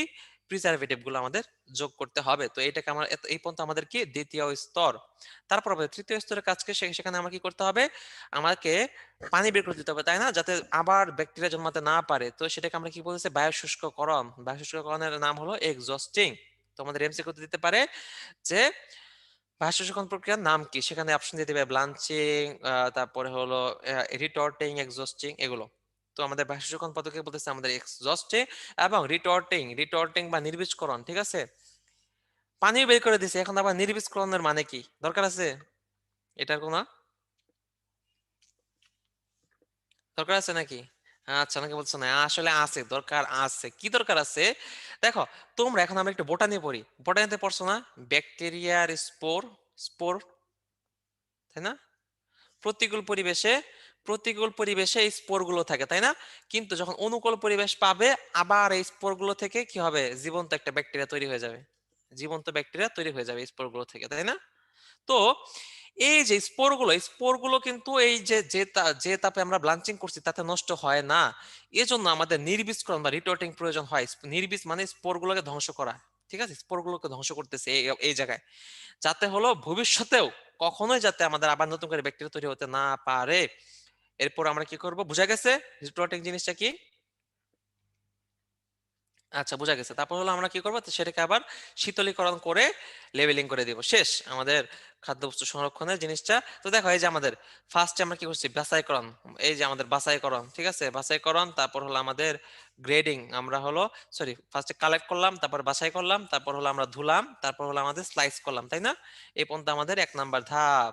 তারপর আমরা কি করলাম? ব্লাঞ্চিং করলাম, তারপর ফিলিং করলাম ক্যানের ভিতরে, তারপর প্রিজার্ভেশন এড করলাম, সেকেন্ড ধাপ। তারপর হলো আমার 3 নাম্বার ধাপ। এই বিষয়গুলো বললাম আমরা এতক্ষণ ধরে। তারপরে চলে আসে আমাদের ক্যানিং প্রসেস, কিছু গুরুত্বপূর্ণ তথ্য আমাদেরকে মাথায় রাখতে হবে, ঠিক আছে? ফার্স্ট হলো রিটোর্টিং।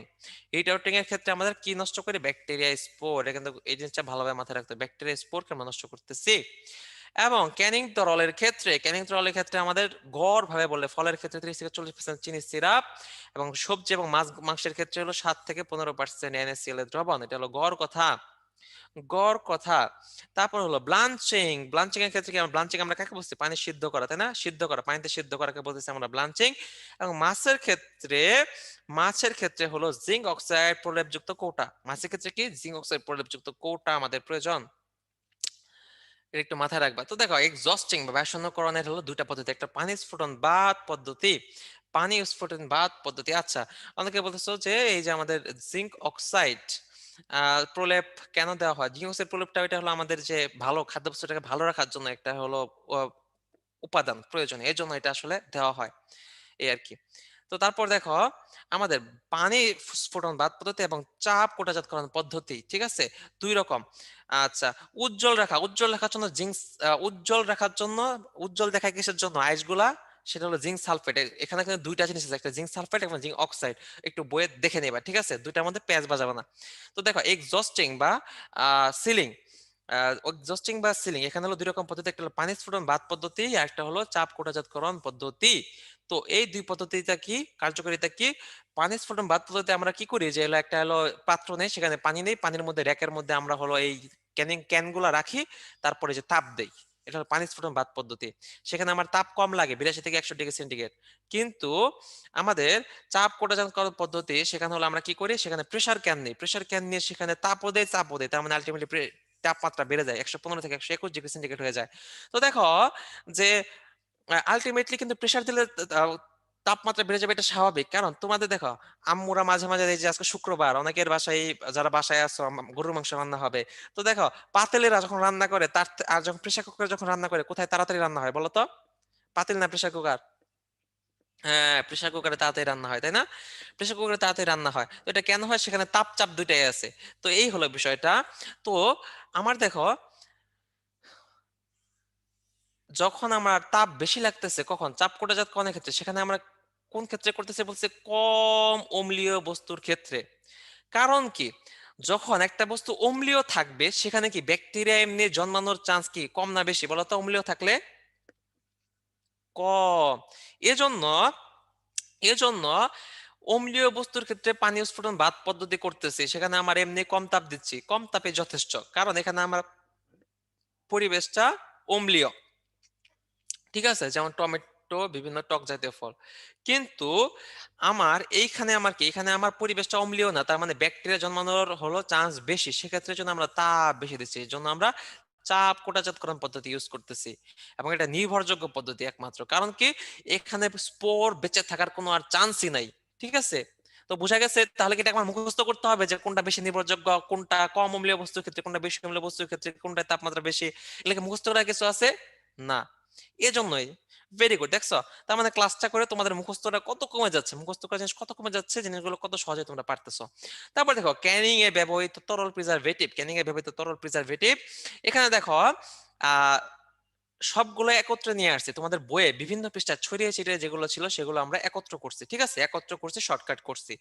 তো এই কাজটা করার গুরুত্ব কি, তোমাদের যখন ছুঁড়ে ছিটে তথ্যগুলো ছিল, ছুঁড়ে ছিটে যদি তোমরা পড়তে যাও, ভুলে যাবা, বুঝছো? কোনটা জানি কি পড়ছিলাম।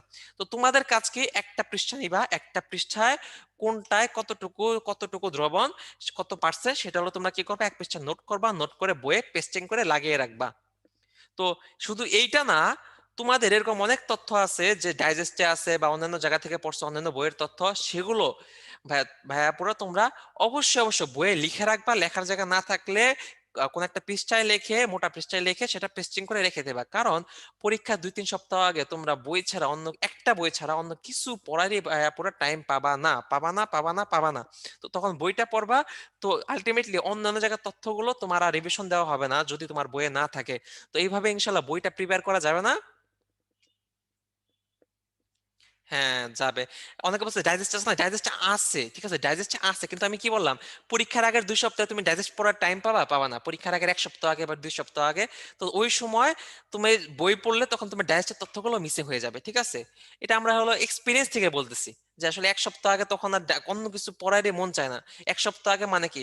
২ সপ্তাহ মানে কি বুঝতেছো? ২ সপ্তাহ আগে মানে হলো তোমার হলো কয়টা বই? ৬ টা বই। তখন তোমার মাথায় থাকবে কি জানো? ১ দিনে ২ দিনে আমার একটা বই শেষ করা লাগবে।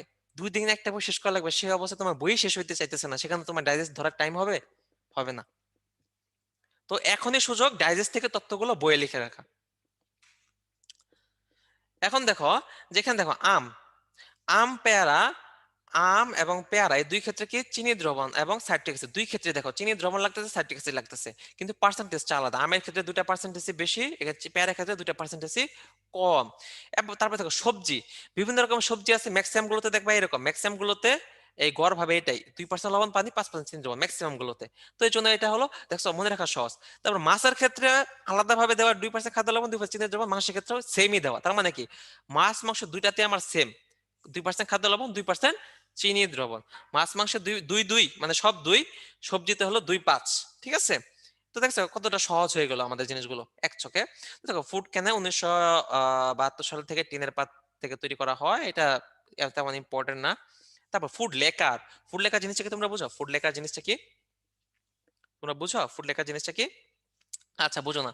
তো দেখো ফুড লেখা জিনিসটা হলো যে আহ, একটা এক- যে দ্রবণটা দিয়ে, যেটা দিয়ে আসলে আমাদের ক্যানের যে আমাদের ক্যানটা থাকে, সেটার ভেতরের অংশটা যেটা দিয়ে হলো আমার কি করা হয়, লেয়ার করা হয়। এই যে লেয়ার করা হয় কেন, লাল যে অংশটা, ঠিক আছে, সেটাকে আমরা ফুড লেকার বলি। তো এই ফুড লেকারটা তৈরি হচ্ছে হলো ফেনোলিক ফেনোলিক ইপক্সি বা ভিনাল রেজিনের দ্রবণ দিয়ে। এর মধ্যে অধিক ব্যবহৃত হয় পলিবিউটাডাইন ডাইফেনোলিক রেজিন। এটা হলো ইম্পর্টেন্ট, পলিবিউটাডাইফেনোলিক রেজিন হলো অধিক ব্যবহৃত হয়। তো দেখি তোমাদের কতটুকু এখন মাথায় ঢুকলো। Time to test your memory. 1 minute time, যেহেতু দুইটা আমাদের এখানে কোশ্চেন আছে।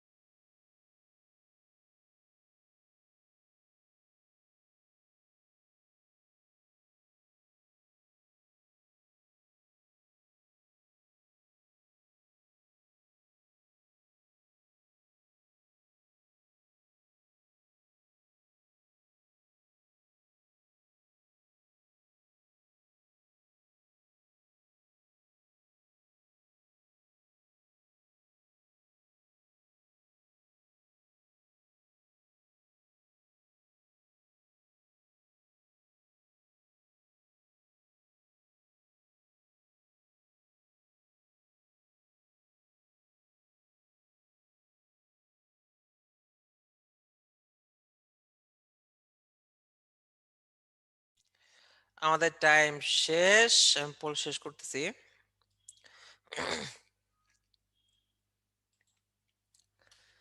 তো দেখো তোমরা অধিকাংশ সঠিক অ্যান্সার দেখিয়েছো না।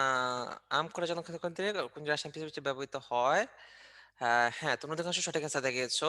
সাইট্রিক অ্যাসিড এবং মাংস করে করার ক্ষেত্রে সেখানে অধিকাংশ সঠিক অ্যান্সার দেখিয়েছো।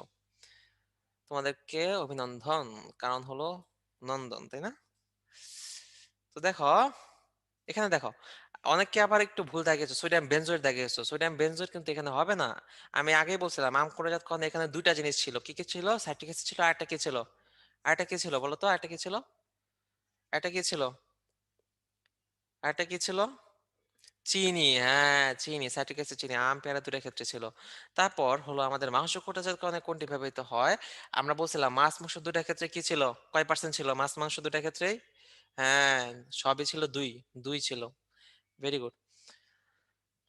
তো এখন আসে আমাদের মিশ্রণ। মিশ্রণ হলো দুই রকম, একটা সমসত্তীয় মিশ্রণ, একটা হলো অসমসত্তীয় মিশ্রণ। সমসত্তীয় মিশ্রণ মানে কি? সমসত্তীয় মিশ্রণ মানে হলো দ্রবণ, মানে যেটা হলো যে এই যে যেমন চিনি পানি বা লবণ পানি, যেটা হলো পুরোপুরি মিশে যাচ্ছে, তাই না?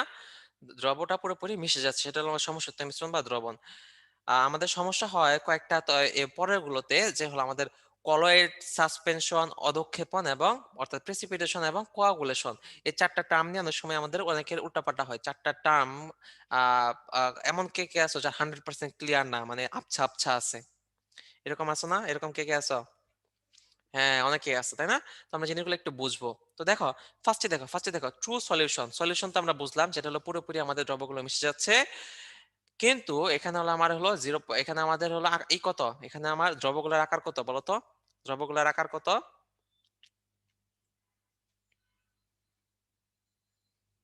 আচ্ছা 0.1 থেকে 2 ন্যানোমিটার। 0.1 থেকে 2 ন্যানোমিটার। Very good. এবং এই কলয়েড, এখন হচ্ছে কলয়েড। কলয়েডের আকার কত বলো তো? কলয়েডের আকার বলো। Very good. 2 থেকে 500 ন্যানোমিটার। তো দেখো কলয়েডের আকারটা যখন বড় হয়ে গেল, কলয়েডের আকারটা যখন বড় হয়ে গেল সেটা হলো পুরোপুরি মিশে যাবে না। এগুলো হলো দেখা যাবে, তাই না? এগুলো ভাসতে থাকবে। ভাসতে থাকবে কেন? আকারটা এতটুকু বড় যে আসলে পুরোপুরি মিশতেছেও না। আবার এত বড় না যে সেটা হলো যে আমার ফোর্স অফ গ্র্যাভিটির কারণে নিচে পড়ে যাবে। ঠিক আছে? ফোর্স অফ গ্র্যাভিটির কারণে নিচে পড়ে যাওয়ার মতো আবার বড় না। আলটিমেটলি হলো আমার সেটা সলিউশনে এভাবে ভাসমান। সলিউশনে ভাসমান। তো এই ভাসমান যে কণাগুলো, এই ভাসমান কণাগুলো যখন কখনো একটার সাথে লেগে যায়, একটার সাথে লেগে এভাবে জমাট বেঁধে যাবে, এই জমাট বেঁধে যাবে, তখন কি সেটা কি ফোর্স অফ গ্র্যাভিটির কারণে নিচে পড়ে যাবে, তাই না? নিচে পড়ে যাবে, এখানে নিচে পড়ে যাবে, তাই না? নিচে পড়ে যাবে। তো দেখো এই যে জমাট বাঁধলো, এই জমাট বাঁধার প্রক্রিয়াকে আমরা কি বলবো বলো তো? কোয়াগুলেশন। কোয়াগুলেশন, ঠিক আছে? এই জমাট বাঁধার প্রক্রিয়াকে বলবো কোয়াগুলেশন, এবং এগুলাকে বলবো কোয়াগুলেট, ঠিক আছে? কোয়াগুলেশন। এবং জমাট বাঁধার পরে যে নিচে পড়ে গেল, এগুলাকে আমরা কি বলবো? এই নিচে পড়ে গেল, তারপর কি বলবো? এই নিচে পড়া জিনিসগুলোকে অধক্ষেপ। ঠিক আছে? নিচে পড়ে যাকে বলবো অধক্ষেপ, তাই না? অধক্ষেপ, ঠিক আছে? অধক্ষেপ, প্রেসিপিটেট। ঠিক আছে? তো আলটিমেটলি তাহলে আমাদের কি হলো? আর এই সাসপেনশন জিনিসটা কি? সাসপেনশন জিনিসটা হলো আমাদের আকার থাকবে হলো 500 ন্যানোমিটার উপরে, এবং যেগুলো আমাদের হলো আকারগুলো একটু বেশি বড় হয় সেগুলো কি হবে? নিজে ফোর্স অফ গ্র্যাভিটির কারণে নিচে পড়ে কি করবে? আমার এখানে কি তৈরি করবে? পদক্ষেপ তৈরি করবে, তাই না? পদক্ষেপ তৈরি করবে। তো দেখো তাহলে আমাদের দ্রবণ, কলয়েড, কোয়াগুলেশন, সাসপেনশন থেকে হলো অধক্ষেপ বা প্রেসিপিটেট, প্রতিটা টার্ম তাহলে আমরা বুঝতে পারলাম। বুঝতে পারছে কিনা? আচ্ছা, সবাই বুঝতে পারছে। Very good. দুই একজন আবার বলতেছে, আরেকবার একটু জাস্ট বলি যে আমাদের দ্রবণ তো আমরা বুঝলাম যে হলো আমাদের দ্রবণে কি হচ্ছে, সেখানে হলো আমাদের সব মিশে যাচ্ছে। কিন্তু তারপর কলয়েড যখন আসবে, কলয়েডের আকারটা একটু বড় হওয়ায় সেগুলো ভাসমান থাকবে, ঠিক আছে? এবং দেখা যাবে, ঠিক আছে? ভাসমান থাকবে। তো ভাসমান থাকা থাকা অবস্থায় যদি কখনো কি হয়, একটা একটার সাথে কোনো কারণে লেগে যায়, এভাবে লেগে যায়, একটার সাথে লেগে গিয়ে ধরো একত্র হয়ে গেল, তখন এর আকারটা আরো বড় হয়ে যাবে, ভারী হয়ে যাবে, তখন ফোর্স অফ গ্র্যাভিটির কারণে নিচে পড়ে যাবে। তো এই যে একত্র হওয়া, এদের যে একত্র হওয়া বা জমাট বাঁধা, সেটাকে আমরা বলছি কোয়াগুলেশন। এবং জমাট বাঁধার পরে যে যে নিচে পড়ে যাওয়া, তলানি পড়া, সেটাকে আমরা বলছি প্রেসিপিটেট এবং অধক্ষেপ। এবং সাসপেনশন জিনিসটা কি আকার আরো বড়, এবং এরা সরাসরি কি হচ্ছে ফোর্স অফ গ্র্যাভিটির কারণে কি হচ্ছে নিচে প্রেসিপিটেট বা অধক্ষেপ তৈরি করতেছে। ঠিক আছে? তাহলে আমাদের সলিউশন, কলয়েড, সাসপেনশন, কোয়াগুলেশন এবং প্রেসিপিটেশন সবগুলো বোঝা গেছে এখন? হ্যাঁ, ভেরি গুড। এখন সবাই বুঝতে পারছে, আমার উদ্দেশ্য সবাইকে বোঝানো, এই আর কি। তো এই যেগুলো জাস্ট চিত্রের মাধ্যমে জাস্ট এই জিনিসগুলো একটু দেখিয়েছি, আর কিছু না। এখন আমরা চলে আসি আমাদের ছকটাতে। বইয়ে এই ছকটা আছে যে আমাদের শ্রেণী। তো শ্রেণী, আচ্ছা অনেকে বলছো নামাজ গোসল, কোনো সমস্যা নেই, আমরা দ্রুত শেষ করে দিব। ঠিক আছে? আমাদের তো 1.5 ঘন্টা টাইম এমনিই আছে। তো দেখো আমাদের শ্রেণীর ভিতরে আছে দ্রবণ, কলয়েড, সাসপেনশন। দ্রবণ, কলয়েড, সাসপেনশন, ঠিক আছে? দ্রবণে আমার আকার বললাম 0.1 থেকে 2 ন্যানোমিটার। এখানে হলো আমার 2 থেকে 500 গ্রেটার দেন 500। তা আমাদের শ্রেণী পড়া লাগবে, কণার ব্যাস পড়া লাগবে। এবং দেখো, এবং উদাহরণগুলো খুবই ভালোভাবে পড়া লাগবে। এই উদাহরণগুলো আমাদের খুবই ভালোভাবে পড়া লাগবে, উদাহরণগুলো। ঠিক আছে? এবং আরো একটা বিষয় যেটা, যে ব্রাউনি গতি এবং টিন্ডাল ফেনোমেনন কার ক্ষেত্রে দেখা যায় বলো তো? ব্রাউনি গতি, টিন্ডাল ফেনোমেনন কার ক্ষেত্রে দেখা যায়? ব্রাউনি গতি, টিন্ডাল ফেনোমেনন কার ক্ষেত্রে দেখা যায় বলো তো? কলয়েড। Very good. তো এটা দেখো, এটা তোমাদের পরীক্ষার হলে যাতে মুখস্থ না রাখতে হয় বা ভুলে যেতে না যাও, সেক্ষেত্রে আমরা টিন্ডাল ফেনোমেনন একটু বুঝলেই বুঝতে পারবো যে কেন কলয়েডের অন্যগুলোর হয় না।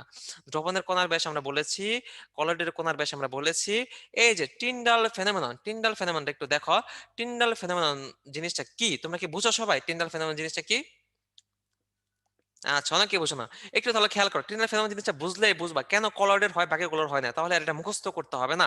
তো দেখো, আমাদের দৃশ্যমান আলোক রশ্মি তরঙ্গ দৈর্ঘ্য কত? 2 নম্বর চ্যাপ্টারে পড়ছো তোমরা, কত? দৃশ্যমান আলোক রশ্মি তরঙ্গ দৈর্ঘ্য, কত? হ্যাঁ, 380 থেকে 780 ন্যানোমিটার, তাই না? ন্যানোমিটার। তো দেখো আমাদের দৃশ্যমান আলোকরশ্মির তরঙ্গ দৈর্ঘ্যের আমাদের যখন এই যে কণাগুলো, আমাদের যে কলয়েডের কণাগুলো, দেখো আমাদের এরকম যখন আমার কোনো একটা দ্রবণের কণা থাকবে, এই কণাগুলোর ব্যাস যদি এই দৃশ্যমান আলোক রশ্মির তরঙ্গ দৈর্ঘ্যের অর্ধেকের বেশি হয়, সেক্ষেত্রে কি হবে?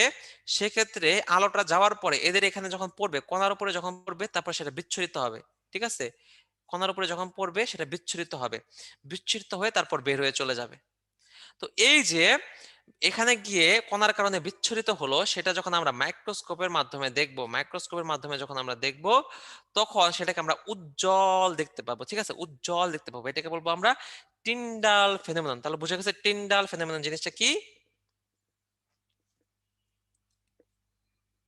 আচ্ছা, আরেকবার একটু বলতে বলতেছে অনেকে, আরেকবার একটু বলি, একটু শোনো তাহলে। আমাদের দৃশ্যমান আলোক রশ্মির তরঙ্গ দৈর্ঘ্যের আলোটা যখন এখানে আসবে, ঠিক আছে, তখন এই তরঙ্গ দৈর্ঘ্যের অর্ধেকের বেশি ব্যাস যাদের আছে, আমার এখানে অর্ধেকের বেশি মানে কি, 380 থেকে 780 গড় করলে 500, 500 অর্ধেক হলো 250, 250 থেকে বেশি। তো 250 এটা কার লেভেলে পড়ে? 250 ন্যানোমিটার এটা কলয়েডের লেভেলে পড়ে। তো দেখো এই জন্য কলয়েডের কণাগুলোতে যখন পড়বে, পড়ার পরে কি হবে? সেগুলো হলো বিচ্ছুরিত হবে। কলরের আকার যখন সেটা কি হবে? বিচ্ছুরিত হবে। তো এই বিচ্ছুরিত হওয়াটা আমাদের যখন আমরা মাইক্রোস্কোপের সাহায্যে দেখব, তখন আমরা দেখতে পারবো কি উজ্জ্বল দেখাচ্ছে, এই বিচ্ছুরণের কারণে কণাগুলো উজ্জ্বল দেখাচ্ছে। এটাকে আমরা বলছি টিন্ডাল ফেনোমেনন। এখন বোঝা গেছে সবাই? ঠিক আছে, সবাই বুঝতে পারছে। তো এটা আমরা কেন বললাম? তো দেখো, যেহেতু এখানে টিন্ডাল ফেনোমেনন দেখার জন্য কণার হলো একটা নির্দিষ্ট মানে 250 ন্যানোমিটার বা এরকম এর বেশি ব্যাস হওয়া লাগবে, তার মানে দ্রবণতা সব এখানে মিশে যাচ্ছে, তার মানে সলিউশনে কি টিন্ডাল ফেনোমেনন তৈরি হবে? হবে কি হবে না? সলিউশনে হবে? না, হবে না। আবার বলতে পারো ভাইয়া, তাহলে আমাদের সাসপেনশন তো হওয়ার কথা, কারণ সাসপেনশনে তো আমাদের যে কণাগুলো সেগুলো আরো বড়, তাই না? নাকি?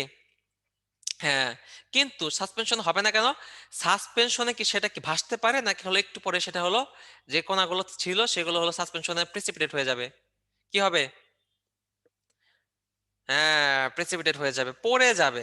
এর জন্য সাসপেনশন হবে না। তার মানে এখন তোমাকে যদি তুমি আর যদি একবারও না পড়ে অ্যাডমিশন টেস্টের আগে তোমাকে যদি দিয়ে দেয় টিন্ডাল ফেনোমেনন কার ক্ষেত্রে দেখা যাবে, তোমার কি ভুল হবে? ভুলেও ভুল হবে না, ভুল হবে না ইনশাল্লাহ। এই হলো বিষয়টা।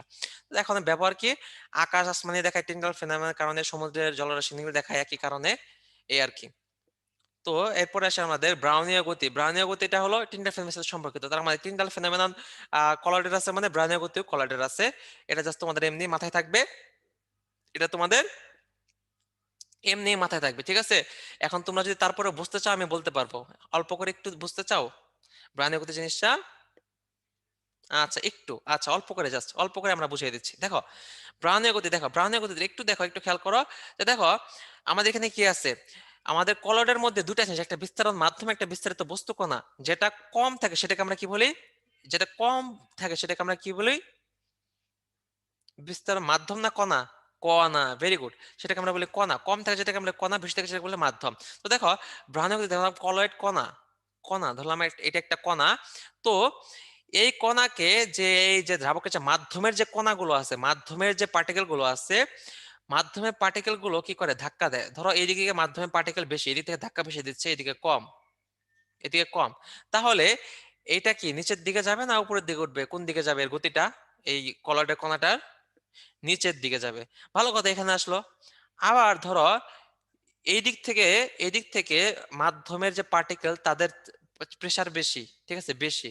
তাহলে এটা কি বাম দিকে যাবে না ডান দিকে যাবে? কোন দিকে যাবে গতি? ডানে যাবে। তো এই যে এইভাবে এইভাবে যে আমাদের যে মাধ্যমের যে পার্টিকেল গুলো সেগুলো আমাদের কলয়েড কণাগুলোকে বিভিন্ন দিকে ঠেলে দিচ্ছে, এবং এই কণাগুলো আমার এদিক থেকে এদিক থেকে এদিকে এদিক থেকে এদিকে বিক্ষিপ্ত ভাবে ছুটে বেড়াচ্ছে, ঠিক আছে, ছুটে বেড়াচ্ছে। তো এই ছুটে বেড়ানোর কারণে কি হচ্ছে? এরা কি আর পড়ার সুযোগ পাচ্ছে? নিচে পড়ে যাওয়ার সুযোগ পাচ্ছে? সুযোগ পাচ্ছে না, কিন্তু এটা খালি কিন্তু ছোটাছুটির মধ্যে আছে, তাই না? ছোটাছুটির মধ্যে আছে। এটাকে আমরা বলতেছি কি? ব্রাউনীয় গতি। ঠিক আছে, এটাকে আমরা বলতেছি বা ব্রাউনীয় গতি। বুঝা গেছে এখন? এই ব্রাউনীয় গতির ফলে এখন কলয়েড কি হয় না? অধঃক্ষিপ্ত হয় না। বুঝা গেছে? হ্যাঁ, বুঝতে পারছে সবাই। এটা গ্যাসের গতি তত্ত্বের প্রমাণ। এই তো এটা আমরা আর এখানে যেটা এর আগে বলছি যে আমার কোয়াগুলেশন জিনিসটা বলছি আগেই। এখন আসি আমরা বিভিন্ন শ্রেণীর কলয়েড, ঠিক আছে, বিভিন্ন শ্রেণীর কলয়েড। আচ্ছা, দুই একজন আবার বলতেছে বুঝতে পারো নাই। এখানে আসলে না বোঝার কিন্তু কিছুই নাই, না বোঝার কিছুই নাই। এখানে আমার কিছুই না, এখানে আমার যে কণাগুলো আছে সেগুলো হলো আমার মাধ্যমের পার্টিকেল দ্বারা বিভিন্ন দিকে ফোর্স হচ্ছে, যেদিকে কণা বেশি থাকছে সেদিকে তারা হলো তাকে যেতে বলতেছে, এইভাবে এইদিকে যাচ্ছে আবার এইদিকে যাচ্ছে, মানে ছোটাছুটি করতেছে, ঠিক আছে? ছোটাছুটি থেকে বলছে আমার ব্রাউনের গতি। এখানে না বোঝার কিচ্ছু নেই। তারপর আমরা চলে আসি বিভিন্ন শ্রেণীর কলয়েড। বিভিন্ন শ্রেণীর কলয়েডের মধ্যে কি আছে আমাদের? অ্যারোসল, ফোম, ইমালশন, সল, জেল। সবগুলোর উদাহরণ মুখস্থ করতে হবে খুবই খুবই ভালোভাবে, ঠিক আছে? উদাহরণ খুবই খুবই ভালোভাবে মুখস্থ করতে হবে। তো আমাদের এটা কোনটা কি সহজে বোঝার উপায় কি? আমাদের দেখো, বিস্তারিত বস্তুকণা দিয়ে আমরা সহজে বুঝতে পারি। বিস্তারিত বস্তুকণা যখন কঠিন, বিস্তারিত বস্তুকণা যখন কঠিন তখন সেটাকে আমরা বলবো সল। বিস্তারিত বস্তুকণা যখন তরল সেটাকে আমরা বলবো ইমালশন। বিস্তারিত বস্তুকণা যখন গ্যাস তখন সেটাকে আমরা বলবো ফোম, ঠিক আছে? এবং বিস্তারণ মাধ্যম যখন গ্যাস তখন সেটাকে আমরা বলবো এরোসল। আর তাহলে জেলটা কি? জেলটা কি ভাই? তাহলে জেলটা কি? জেলটা বাদ পড়লো কেন? জেল আর ইমালশন দুই ক্ষেত্রে বিস্তারিত বস্তুকণা তরল, কিন্তু পার্থক্যটা কি? ইমালশনের ক্ষেত্রে যে উদাহরণগুলো দেখো এগুলা হলো তরল, আহ, তরল পর্যায়ের থাকবে, ঠিক আছে, অধিকাংশ। এবং জেলের ক্ষেত্রে কি হবে? অধিকাংশ এগুলা এগুলা থাকবে হলো অর্ধ কঠিন, ঠিক আছে, অর্ধ কঠিন বা অর্ধ তরল, ঠিক আছে? যেমন জুতার কালি, মাখন, দই, পনির, জেলি, পুডিং, ঠিক আছে, এগুলো হলো আমাদের জেলের মধ্যে পড়বে। আর ইমালশনের মধ্যে পড়বে হলো দুধ, শ্যাম্পু, ক্রিম। তাহলে ভাই বাটার তো আমার দুই জায়গায় আছে, কি একটা গাঁজাখুরি অবস্থা, এক জায়গায় বাটার লেগছে এক জায়গায় মাখন লেগছে, তাই না ভাই? এই তাহলে এটা কি হইলো, তাই না? এটা অনেকের চিন্তা। তো মাখন, যদি তোমার দুইটা অপশনে থাকে তোমরা জেল দিবা, ঠিক আছে?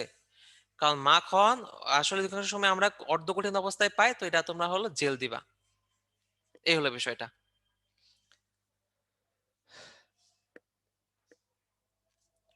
তারপর আমরা চলে আসি যে কলয়েডের স্থায়িত্বের কারণ। কলয়েডের স্থায়িত্বের কারণ, ঠিক আছে, কলয়েডের স্থায়িত্বের কারণ। তো কলয়েডের স্থায়িত্বের কারণ কি? এই দুইটা তোমরা জানো, ব্রাউনীয় গতি আর একই চার্জ। ব্রাউনীয় গতি কি? ব্রাউনীয় গতি থাকার কারণে স্থায়িত্ব মানে কি? কলয়েড কলয়েডের মতো ঘুরতেছে এখানে, ঠিক আছে, সে নিচে পড়ে যায় না, এটা হলো তার স্থায়িত্ব। তো ব্রাউনীয় গতি যতক্ষণ আছে ছোটাছুটি চলতেছে, তার মানে সেটা হলো আর কি হবে না, ছোটাছুটি করলে কি হবে না, নিচে পড়বে না। দ্বিতীয়, একই চার্জের উপস্থিতি, যেমন ধরো এই যে কলয়েড কণা ধরলাম, যখন সবগুলো নেগেটিভ হবে তখন কি হবে? এরা কিন্তু নিচে পড়বে না, কিন্তু যখন একটা নেগেটিভ একটা পজিটিভ হতো তখন কি হইতো? নেগেটিভ পজিটিভ হলে কি হইতো বলো তো, কি হতো? তখন সেটা কি হইতো? জমাটবদ্ধ হতো। Very good. অদক্ষেপ জমাটবদ্ধ হয়ে কোয়াগুলেশন হয়ে জমাটবদ্ধ পড়ে যেত, ঠিক আছে, জমাটবদ্ধ হয়ে যেত। তো এই জন্য হলো একই চার্জের উপস্থিতির কারণে সেটা স্থায়িত্বের কারণ। এই দুইটা কারণ দুই জায়গায় কমন। আরেকটা কারণ এক্সট্রা হলো আমার দ্রাবক আকর্ষী কলয়েডের ক্ষেত্রে, ঠিক আছে, দ্রাবক আকর্ষী কলয়েডের ক্ষেত্রে এক্সট্রা একটা কারণ আছে, সেটা হলো কণার সময় দ্রাবকায়ন। দ্রাবকায়ন জিনিসটা কি তোমরা বুঝো? দ্রাবকায়ন জিনিসটা কি? দ্রাবকায়ন, দ্রাবকায়ন জিনিসটা কি? না, তোমরা অনেকে বোঝো না। তো দেখো দ্রাবকায়ন জিনিসটা হলো যে, দেখো খুবই সহজ। ধরো এটা একটা কলয়েড কণা, এটা একটা কলয়েড কণা, এটা আরেকটা কলয়েড কণা, ঠিক আছে? তো এই কলয়েড কণার এটা দ্রাবক আকর্ষী মানে কি? এখানে যে আমার দ্রাবকটা আছে সেটাকে আকর্ষণ করে, তাহলে দ্রাবকের কণাগুলো এর আশেপাশে ঘিরে থাকবে, আকর্ষণ করে এটার আশেপাশে ঘিরে থাকবে। তো দ্রাবকের কণাগুলো যখন দ্রবগুলোকে ঘিরে রাখছে তখন কি এরা কোনোভাবে একত্র হইতে পারবে বা কোয়াগুলেশন করতে পারবে? হতে পারবে কি? না। তার মানে স্থায়িত্ব লাভ করবে, সেটা স্টেবল হয়ে গেল। এজন্য কণার সময় দ্রাবকায়ন। তাহলে দ্রাবক আকর্ষণের যে স্থায়িত্বের তিনটা কারণ এবং দ্রাবক বিকর্ষের দুইটা কারণ, এটাকে আর মুখস্থ করার দরকার আছে? মুখস্থ করার দরকার আছে? না, দরকার নাই। তারপর আমরা চলে আসি সাসপেনশনের গুরুত্ব। সাসপেনশনের গুরুত্বটা তোমরা বই থেকে পড়বা পয়েন্টগুলো। এর মধ্যে সবচেয়ে গুরুত্বপূর্ণ 4 আর 5 নাম্বার পয়েন্ট। কলেরা ভ্যাকসিন হলো একটি সাসপেনশন, অন্ত্রের ইমেজিং এর কাজে ব্যবহৃত বেরিয়াম সালফেট হলো একটি সাসপেনশন। দেখি তোমাদের কতটুকু মনে আছে।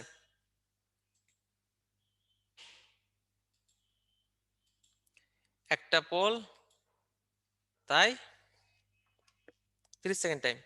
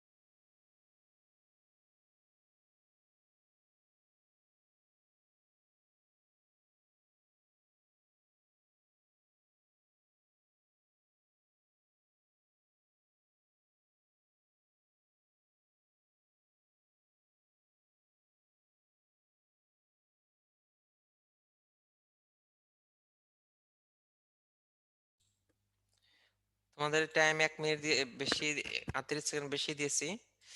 দেখো দেখো তোমরা অধিকাংশই ঠিক দেখাচ্ছ, অনেকে আবার ভুল দেখেছো। দেখো জিনিসটা কেন ভুল দেখাচ্ছ সেটা আমি তোমাকে এক্সপ্লেন করতেছি।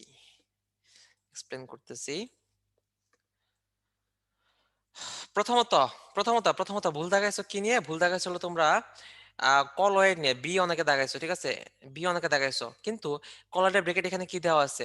আমাদের সবগুলো তো colloid, jello colloid, colloid, solo colloid, emulsion colloid. তার মানে কি? তার মানে হলো আমাদের আহ এখানে কলয়েডের ভিতরে কোনটা স্পেসিফিক সেটা জানতে হবে, ঠিক আছে। সল কিন্তু না, এটা হলো ইমালশন, এটা ইমালশন হবে, ঠিক আছে। এর জন্য হলো অ্যান্সার হবে সি, অ্যান্সার হবে সি, ঠিক আছে। ধরো আমার সল নাই, সরাসরি কলয়েড দেওয়া, তাহলে কলয়েডও কিন্তু, এটা কিন্তু কলয়েডের ভিতরে দুধ, তাই না? আবার এটা আবার ইমালশনের ভিতরে, তাহলে আমাকে কি করতে হবে? সেটাকে স্পেসিফিক যেটা সেটা অ্যান্সার করতে হবে। যেমন ধরো আমাদের কোন একটা জায়গায় দেওয়া আছে যে এটা কোন ধরনের বন্ধন, হাইড্রোজেন বন্ধন দেওয়া আছে অপশনে, আন্তঃআণবিক অন্তঃআণবিক হাইড্রোজেন দেওয়া আছে, তাহলে আমাকে কি করতে হবে? স্পেসিফিক জায়গাটায় যেতে হবে, সেটা হবে সঠিক অ্যান্সার। বোঝা গেছে যে আমার এরকম স্পেসিফিক আর আনস্পেসিফিক করা থাকলে সেখানে আমার স্পেসিফিক জায়গাটা হবে কি কারেক্ট অ্যান্সার। আমাদের কোন জায়গায় গড় গড় একটা কথা থাকলো, ধরো গড় একটা কথা থাকলো যে আমাদের, ধরো এই যে দুধেরটাই ধরলাম, দুধ তো কলাইডের ভিতরেই পড়ে, তাই না? কলাইডের বিভিন্ন আছে, জেল আছে, ইমাশন আছে, সল আছে। তো আমাদের এদের ভিতরে আবার স্পেসিফিক ভাবে দুধ কার ভিতরে ছিল? ইমালশনের ভিতরে ছিল। তার মানে স্পেসিফিক যেটা হবে সেটা আমার কারেক্ট অ্যান্সার হবে, স্পেসিফিকটা সবসময় দেখাতে হবে। বুঝা গেছে? আচ্ছা, বুঝতে পারছো জিনিসটা তোমরা। তারপর আসো আমরা দুধের শতকরা সংযুক্ত, এখান থেকে হলো আমাদের যে অনেক তথ্য আছে, তার ভিতরে হলো আমাদের প্রধান উপাদান পানি, এটার পার্সেন্টেজটা তোমাদের লাগবে। এবং এই তো তথ্যের মধ্যে তোমাদের যে ডাইজেস্টে যে লাল দিয়ে দাগানো গুলা সেগুলো তোমাদের লাগবে, ঠিক আছে। 3 ধরনের প্রোটিন থাকে, এবং প্রধান প্রোটিনের নাম কি দুধের? বলো তো, দুধের প্রধান প্রোটিনের নাম কি? বলো বলো, দুধের প্রধান প্রোটিনের নাম কি? হ্যাঁ, ক্যাজিন, ক্যাজিন, ঠিক আছে। তাছাড়া আর দুইটা আছে, ল্যাকটোলমিন, ল্যাকটোবিলিন, যাদেরকে একত্রে বলে হোয়ে প্রোটিন, তাদেরকে একত্রে বলে হোয়ে প্রোটিন। তারপর আমরা চলে আসি দুধের মিষ্টতা দানকারের জন্য কি দায়ী? ল্যাকটোজ। ল্যাকটোজ কি দেয়? মিষ্টি দেয়, তাই না? ল্যাকটোজ মিষ্টতা দানের জন্য দায়ী, এবং ভিটামিন এ বেশি থাকে এবং শ্বেতরক্তকণিকায় থাকে।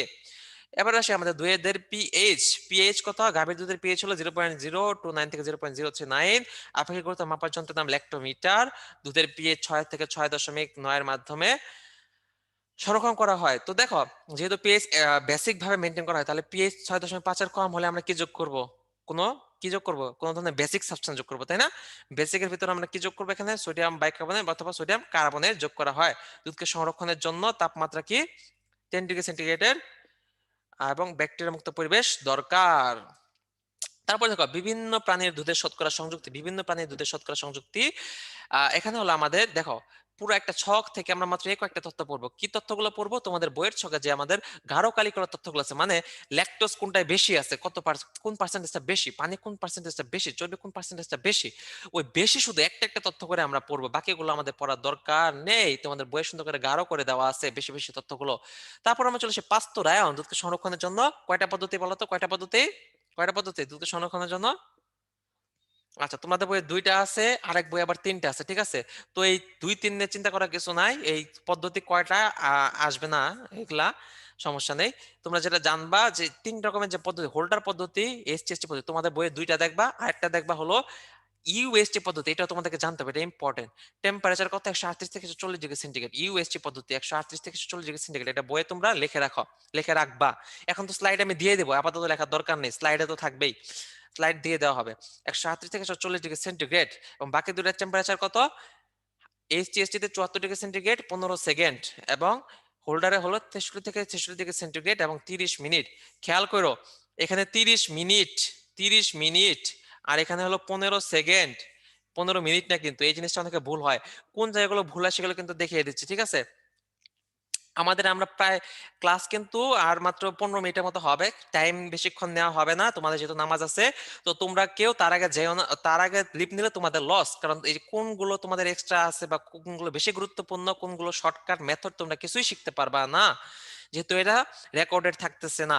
তো দেখো, মিল্ক অফ ম্যাগনেসিয়ার সংকেতটা কি? Magnesium oxide plus H2O, magnesium oxide plus H2, এবং মিল্ক অফ লাইমটা কি? মিল্ক অফ লাইমটা হলো ক্যালসিয়াম অক্সাইড প্লাস H2O।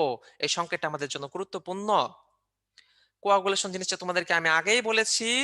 তারপর আসে দুধ থেকে মাখন তৈরি, দুধ থেকে মাখন তৈরি, দুধ থেকে মাখন তৈরি, দেখছো দুধ থেকে মাখন তৈরি। এখানে দেখো, তাহলে তোমাদের জন্য প্রশ্ন, দুইটাই তো কলয়েড, তো এখানে দুধে বিস্তারিত বস্তুকণা কোনটা বলো তো? দুধে বিস্তারিত বস্তুকণা কোনটা?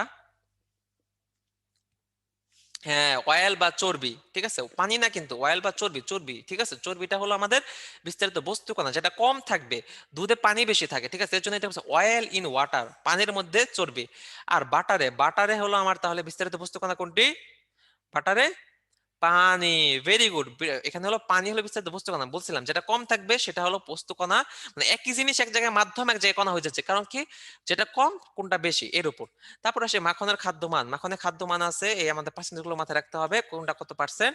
তারপর হলো ভিটামিন এ এর উৎকৃষ্ট উৎস, কতটুকু ভিটামিন থাকে জানতে হবে, এবং মাখনের খাদ্যমান হলো 730 কিলো ক্যালোরি, এটা একটু মাথায় রাখতে হবে প্রতি 100 গ্রামে।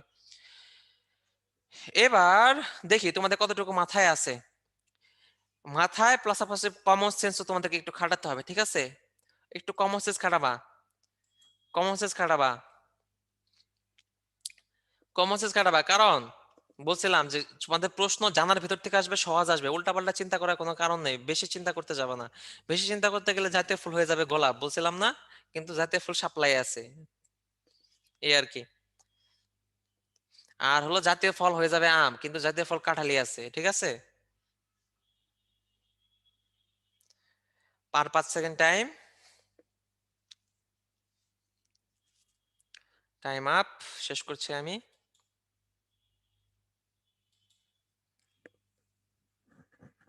তো কোয়াগুলেশন, তোমরা অধিকাংশ সঠিক অ্যান্সার দাগিয়েছো, এর জন্য তোমাদেরকে কংগ্রেচুলেশন। তো দেখো, এখানে কেন, এখানে দেখো দুধ থেকে ছানা তৈরি করতেছি, তার মানে কি, দুধের যে এখানে যে চর্বিগুলো ছিল সেগুলোকে আমরা জমাট বাঁধিয়ে ফেলতেছি, তাই না, জমাট বাঁধিয়ে ফেলতেছি, এর জন্য সেটাকে আমরা বলতেছি কোয়াগুলেশন। তার মানে ডি নাম্বার হবে কারেক্ট অ্যান্সার। দেখছো, চিন্তা করলে তোমরা পারতা। স্কিনে হলো 3টা অংশ থাকে, বইতে মধ্যে থেকে এগুলো তোমাদের এগুলো তোমাদের জুলজির পড়া, এখানে লাগবে না। তো দেখো, গোলাপ জল, গোলাপ জল, গোলাপ জলে হলো একটি, গোলাপ জল একটি হাইড্রোসল, এবং হলো এর মনোমুগ্ধকর কারণ হলো এতে ফিনাইল ইথানল এবং জেরানিল নামক টারপেনস থাকে। এই দুটো তথ্য জানলেই তোমাদের জন্য enough. Hair oil, hair oil হলো দুই রকম, দুই রকম, ডাবুর আমলা হেয়ার অয়েল এবং herbal hair oil. Dabur Amla hair oil এবং herbal hair oil. Dabur Amla কি থাকে, নারকেল তেল, তাই না, আর হার্বালে কি থাকে, হার্বাল তাবিজ, ঠিক আছে, মনে রাখবা, তাবিজ সূত্রটা মনে রাখবা। তার মানে হার্বাল হেয়ার কি থাকে, তিল তেল থাকে, বাদাম তেল থাকে, এবং সূর্যমুখী তেল থাকে। তাবিজ, তাতে তিল তেল, বিতে বাদাম তেল, সতে সূর্যমুখী তেল।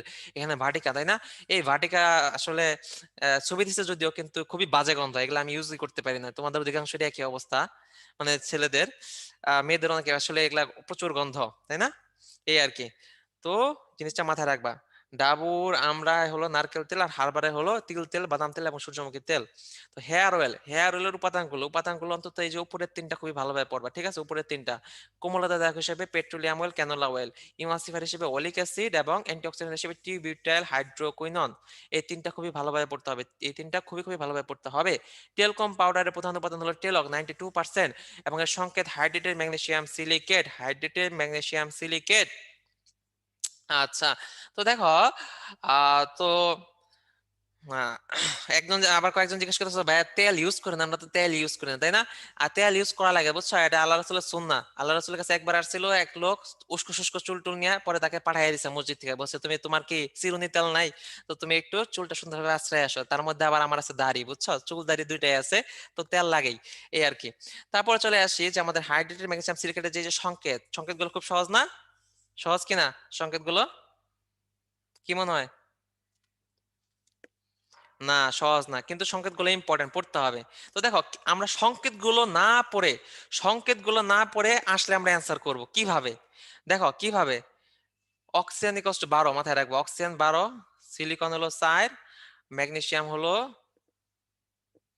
ম্যাগনেসিয়াম হলো 3, আর হাইড্রোজেন হলো 2।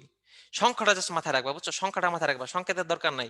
তো দেখো, দেখো অক্সিজেন দেখছো 12টা, এখানে 12টা, 10 আর 2, এই যে 10 আর 2 12টা, এখানে 3, 3টা, তারপর হলো এই যে 3 প্লাস 8, 4 দুগুণ 8টা, 3 8 11, আর এই যে আরেকটা 12টা, তার মানে অক্সিজেন 3টাতে 12টা।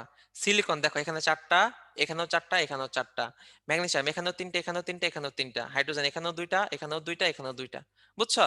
তার মানে কি আমার 3 রকমের সংখ্যা মুখস্থ করার দরকার আছে কি নাই? এখন তোমরা কি অপশন দেখলে পারবা কি পারবা না? হ্যাঁ পারবা ইনশাল্লাহ। ঠিক আছে, দেখছো কি সহজে হয়ে যাচ্ছে। বেবি পাউডার, বেবি পাউডার, এখন তোমরা বেবি নাই, এখন দাও না তোমার বেবি পাউডার, তাই না? দাও না, যাই হোক। জনসন বেবি পাউডার সবাই ছোটবেলায় আমরা ইউজ করতাম। তো দেখো বেবি পাউডার উপাদানের মূল উপাদান হলো ট্যালক, এবং অ্যান্টিসেপটিক হিসেবে কি করে ম্যাগনেসিয়াম স্টেট এবং বোরিক অ্যাসিড। বেতে বেবি, বেতে বোরিক অ্যাসিড, ঠিক আছে অ্যান্টিসেপটিক। তারপর হলো ম্যাগনেসিয়াম কার্বনেট, পাউডার হালকা করতে, হালকা করতে মানে কি পাউডার ফাঁপানোর জন্য। ফাঁপানোর জন্য সবসময় কার্বন ডাই অক্সাইডের কোনো উপাদান থাকে। আমরা পড়ছিলাম যে ছোটবেলায় পড়ছি যে হলো আমাদের পাউরুটি ফাঁপানোর জন্য কার্বন ডাইঅক্সাইড লাগে, একইভাবে এখানে পাউডার হালকা বা ফাঁপানোর জন্য ম্যাগনেসিয়াম কার্বনেট, কার্বন ডাইঅক্সাইড থেকে আসছে কার্বনেট, এই আর কি। তারপর আমরা হচ্ছে কোল্ড ক্রিম। কোল্ড ক্রিমের সবগুলো উপাদান আমাদের লাগবে। তরল প্যারাফিন হলো লুব্রিকেট, তরল প্যারাফিন হলো লুব্রিকেট, শক্তটা হলো জমাট বাঁধা, শক্তের সাথে জমাট। মোম ঘনত্ব বাড়ায়, গ্লিসারিন আর্দ্রতা রোধক, এবং প্রোপাইল প্যারাফিন হলো প্রিজারভেটিভ। পথে পি, প্রোপাইল প্যারাবেট প্রিজারভেটিভ, ঠিক আছে। তারপর আসে লিপস্টিক, লিপস্টিকের মূল উপাদান কি বলো? মূল উপাদান কি লিপস্টিকের? মূল উপাদান কি? মোম, ভেরি গুড। মোম, মূল উপাদান হলো মোম। তাছাড়া যেটা হলো সবচেয়ে বেশি গুরুত্বপূর্ণ মাথায় রাখতে হবে সেটা হলো লিপস্টিকের হলো আমার ময়শ্চারাইজার কে, ময়শ্চারাইজার হলো ইথানল এবং গ্লিসারল, দুইটা অ্যালকোহল, ইথানল এবং গ্লিসারল। এবং আফটার শেপে তিনটা উপাদান খুবই খুবই গুরুত্বপূর্ণ: অ্যান্টিসেপটিক, ময়শ্চারাইজার, সুগন্ধি। ডিনেচার অ্যালকোহল 40, গ্লিসারিন বা অলিভ অয়েল, এই দুটো উপাদান তোমাদেরকে জানতে হবে। তো দেখো আফটার শেপে এখানে পার্থক্য কি একটু খেয়াল করো। গ্যাঞ্জাম পাকে কোথায়? এখানে গ্লিসারিন, ময়শ্চারাইজার হিসেবে আফটার শেপে গ্লিসারিন, আর এখানে গ্লিসারল, গ্লিসারিন গ্লিসারল। গ্যাঞ্জাম পাকানো যাবে না। আচ্ছা, অনেকে বলছে অ্যাডভার্টাইজমেন্ট হয়ে যাচ্ছে। এইটা অ্যাডভার্টাইজমেন্ট দরকার নাই, বুঝছো? এটা দরকার নাই, কারণ কি জানো, ছেলে মানুষ হয়েছ, এটা হলো তোমাদের দাড়ি থাকবে, এটা হলো পুরুষত্বের প্রতীক, ঠিক আছে? তো শেভ করার কোনো দরকার নাই, দাড়ি রেখে দিবা, এই আর কি। তো তারপর গ্লাস কেনার, টয়লেট কেনারের হলো উপকরণ, এই উপকরণগুলো তোমাদের ডাইজেস্টের ছক আছে সুন্দরভাবে, সেখান থেকে পড়ে নিবা, ঠিক আছে সুন্দরভাবে সব থেকে। যে টয়লেট কেনার মূল হলো কস্টিক সোডা, এবং হলো এখানে হলো অ্যামোনিয়া মূল উপাদান, তাই না? আচ্ছা, পোর্সেলিন, পোর্সেলিন টয়লেট সামগ্রী, এখানে হলো China clay, potash feldspar, silica বালি, পোর্সেলিন, তো এই তিনটা দিয়ে। এবং এদের সংকেতগুলো তোমাদের একটু মুখস্থ করতে হবে, কষ্ট হলেও পটাশ ফেলসপার এবং চায়না ক্লে সংকেত পড়তে হবে। মেহেদি, মেহেদিতে তো লাসন লাগে, এটা তোমরা জানো, লাসন এবং পেস্টের পিএইচ 5.5 হলে এটা কার্যকর বেশি হয়। ভিনেগার, ভিনেগার বলো তো কি? ভিনেগার কি? কত পার্সেন্ট কি? ভিনেগার কি তোমরা বলো? ভিনেগার কত পার্সেন্ট কি? ভিনেগার কত পার্সেন্ট কি? আচ্ছা, 6 থেকে 10% ইথানোয়িক অ্যাসিড, ভেরি গুড। 6 থেকে 10% ইথানোয়িক অ্যাসিড। এখানে আমার প্রসেসের ভিতরে যেটা লাগবে সেটা হলো তিনটে এনজাইমের নাম: ইনভার্টেজ, জাইমেস, অ্যাসিটোব্যাক্টার। চিনি থেকে ইনভার্ট চিনির ক্ষেত্রে হলো আমার ইনভার্টেজ, তারপর ইনভার্ট চিনি থেকে ইথানলের ক্ষেত্রে হলো আমার জাইমেস, ইথানল থেকে অ্যাসিডের ক্ষেত্রে আমার অ্যাসিটোব্যাক্টার। তিনটে এনজাইমের নাম হলেই আমাদের চলবে। তারপর আমরা চলে আসি যে আমাদের ভিনেগারকে বাংলায় কি বলে বলো তো? বলো, তোমরা বলো, বাংলায় কি বলে? সিরকা, ভেরি গুড, সিরকা। এখন তোমাদের ফাইনাল টেস্ট, এখানে 5টা প্রশ্ন আসছে, আছে ফাইনাল টেস্ট, দেখি তোমাদের কতটুকু মনে আছে। তো এই ফাইনাল টেস্টের মাধ্যমে আমাদের ক্লাস শেষ হবে। তো ফাইনাল টেস্টের জন্য 5টা প্রশ্নের জন্য কতক্ষণ টাইম দেবে বলো? 2 মিনিট না 2.5 মিনিট না 3 মিনিট? আচ্ছা, 2, 2.5, 3 সব, তার মানে গড়টা দিও, মাঝখানটা 2.5 মিনিট দিব, ঠিক আছে। তোমাদের পোল শুরু হয়ে গেছে, 2.5 মিনিট টাইম, শুরু করো।